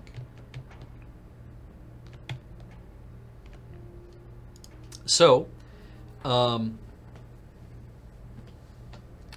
renegotiation of that treaty, I don't know what happened with it. But apparently, there we go. And to answer Beach's question, thank you, the Americat, there's actually no end date to the treaty, but Canada's made it apparent it needs to be renegotiated, and we are still in the process of doing it. Because apparently if, I think it's like if either side decides to renegotiate, you can do that. But there had to be like, I think that 50-year period first before it could be decided to renegotiate. And now that we're like, hey, we need to renegotiate. If we don't come to an agreement, it sunsets over the course of 10 years to allow Washington State an opportunity to do what they need to do in order to account for the deluge. I imagine we'll reach an agreement of some sort, but basically, yeah, it's like the... it's something about there were 6 months that they had to actually be like, we need to figure this out and renegotiate it. And if they didn't do it within 6 months, then it's like, okay, now we enter sunset. You have 10 years to do whatever it is you need to do. And I'm sure the province and the state are both like, hey, we just want to work this out so we don't have any trouble. And yeah, I find that really kind of astounding. So, look, it's 9:16. I'm going to drop a save before we talk to Law and Matthew and basically anybody else that's probably hunting around here at this point. We're going to take off from Play It Forward from the game.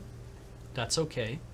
I have 9 to spend. We'll probably go buy spells or something pretty soon. And, yeah, we'll exit the main menu because that's the thing I'm going to do now. We already took a save. I'm going to quit. And we'll go back to the booth. I'll have the cool title music come up here in a second. God willing. Because tomorrow it's going to be from 8 to 11. That'll be an opportunity to do a little bit and then actually save again, and that'll be lovely. Oh, Lurbot says you guys love me, and Lurbot loves me as well. That's really nice. So that is Shadowrun Hong Kong so far here on Play It Forward. We're like 8 streams in. I'm not sure how long we're in at this point. But let's thank all of our subs, because Play It Forward is brought to you by many people. Thing you have to remember about everything here at Loading Ready Run, everything we do is nice and legal. Everything you do is brought to you by you. Patrons at patreon.com/loadingreadyrun. That's a huge help for us, and also for the people here who subscribe to us on Twitch. If you're watching this on YouTube, you can go find us at twitch.tv/loadingreadyrun. And here's the people tonight who gave bits and who resubbed.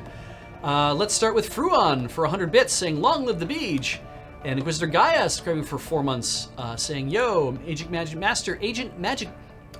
Master is subscribed for 67 months. That's a huge number. A lot of these big numbers. I love this. Aquinas 0 subscribing for 18 months. I sincerely hope your contact lens horror resolves nicely. Oh, it's been bugging me all night. Tomorrow I'm going to reorder my new lenses. That's gonna happen. Viral, there's so many things I want to buy. I'm doing my sub thing. I'll tell you that in a second. Viral Lurk subscribes for 8 months. Password optional. Watching Lur for more than a month is not. Oh yes, I remember when that happened. We needed to get that password for the hacking. Shimdog was taken. Subscribing for 9 months. Welcome back. Dumbo 3K or Dumbo 3000 or Dumbuik. Maybe it's Dutch. Dumbuik. Subscribed for 21 months. Saying woot woot. 100 bits from Nom is 85. Earth and One cheering with 50 bits. Enjoying the streams. Keep up the good work. Thank you so much. Punk Rock Zoologist back for 62 months. Hey folks, just got back from my grandma's funeral. Now I'm home and sick in bed with a horrible death cold. Oh my goodness. So as you can imagine, I'm feeling pretty crap. Yeah, Nick, geez. So happy to have my lure friends to keep me company today. Well, I hope you do feel better. Sucks to hear about everything coinciding the way it does. But take care of yourself. I'm sure everybody else already told you that as well. Mox Hagdorm back for the 23rd month. 23 months, that's almost insert meme here. Banrail cheered with 100 bits, saying happy belated beach day. I feel like I'm way back in time for some reason. It was weird. Nefarious Ned subscribing for 43 months. Welcome back. Zazamost for 19 months. Welcome back. Barium Radium for 30 months. Welcome back. It's Trank for 2 months. Glad you came back. I hope you're enjoying the streams we have going on here. Duck Glitch has cheered with 50 bits. Thank you so much. Immoral Ethicist subscribing for 32 months. Man, Shadowrun is so dang cool. It is so dang cool. I agree. And Ikara subscribing for 6 months. The big purple heart. Reminder to everybody who's cheering bits, obviously, when you're cheering bits, bleed purple and the number, I think is what you have to enter, something like that. It's in chat. There's a command. The mods can tell you how to do it. But anywhere you're going to do that, whenever you cheer bits, if you add bleed purple to it somehow, apparently it gives a few bonus bits. And there's a certain cutoff level in which it works, but yeah. I'm glad that all you guys have been having a good time. Yeah, you add the bleed purple cheer mode when you give bits. That's how it works. And then Twitch adds on 10% to the streamer. So that's kind of cool, I think. You have to add the bleed purple cheer mode to do it. Yeah, no, I have a list of stuff because my birthday is over. So it's like all the things that I've been sitting on. It's like now it's time for me to go do some commerce. I mean, actually, I'm waiting for the Raspberry Pi 4 to undergo a board revision because, well, I could get one of them right now. They did say they're going to do a board revision because apparently the USB-C power port on it is not USB-C compliant. You can plug lower-end USB-C cables into it to charge, or not charge, but to power it. But if you use a higher-end USB-C cable to try to power it, it will it'll think it's an audio adapter accessory because they decided to not use 2 resistors when they knew that one could do, except the spec clearly says you have to use 2 resistors. So somebody who was designing the board said, well, we can make this shortcut here. We can save a resistor. That'll cost, on how many ever we print or we make. So now apparently they're going to use it for, they're going to do a board revision at some point, and I'm just kind of like hanging in there to see what's going to happen with the board revision. And either it'll be, get that one, or the older ones will be discounted slightly. Who knows what'll happen, right? I don't mind because I'm just going to end up using the USB power port to power the damn thing, and I'll probably just get a power adapter, the proper power adapter to run it anyway, because I'm kind of sick of cobbling together stuff out of USB cables and like phone chargers and shit. What am I going to use the Pi for? I have a WeTech Hub, W-E-T-E-K. It's a little box, very little box actually, little tiny box. It's great. but it's a little underpowered and it's been giving me some trouble. I'm running Libra Elec on it. It's a home theater PC, I guess, it's our home theater embedded device. It's got gigabit Ethernet on it. It's got Wi-Fi, I think, too, and Bluetooth, but I wanted something with gigabit Ethernet on it so that I can like play back media and I can like, you know, do all that kind of stuff. But the new Pis sound awesome. They come in 4 gig, and I'm like, I kind of want to get a 4 gig one at some point. But the WeTech Hub it's a good little box, and they haven't been doing any updates on it. WeTech hasn't, and so I just put LibreElec on it, and I was like, I'll just use this because that's great, and yet just kind of like LibreElec is fine. But we run into problems every so often, like once per night, sometimes even more than once per night. If we're watching something, it'll just freeze. So if and you know, it could be on YouTube or it could be anywhere, but just like, it'll just stop playing back and it'll be like, neat, and then I have to turn it off. And it's also my way to watch Netflix and stuff too, and when it's not that reliable, and it's just like, I don't want to deal with that. I'd rather get a Pi that is apparently really, really good at what it does, because you can apparently do like 4K playback on these things in hardware, and I'm really excited about that. And I also want to get a new router for the house. Our current wireless router we have, I got from a thrift store for $5, and it was my replacement. It's the one where I'm like, I'll use this when my current one dies, and it's a really good router on paper. But now I know why it went to a thrift store, because the wireless is a little flaky on it. So I've got my eye on something by Mikrotik, a HAP AC, and I think I'm gonna get one of those. But I gotta like work out some, like, I gotta decide, I gotta either pull the trigger on it or not. Maybe during the Prime Days upcoming, these things will go on special. I doubt they will, but maybe they will, we'll see. But yeah, got like a list a mile long. Heather got me some socks, which is great. I don't have to buy any more socks yet, but these other things that I want to get at some point, so I'm gonna worry about that in a month or so, probably. So anyway, you guys take care. I want to thank everybody again for subscribing. You can also check out the the Maricat is asking me to use the factory firmware for your routers. Do you go to DDWRT route? Maricat, I do DDWRT, but if I go to the Mikrotik HAP AC, I'm probably just going to do the router OS that's built into it. But I really like DDWRT for the extensibility of it, and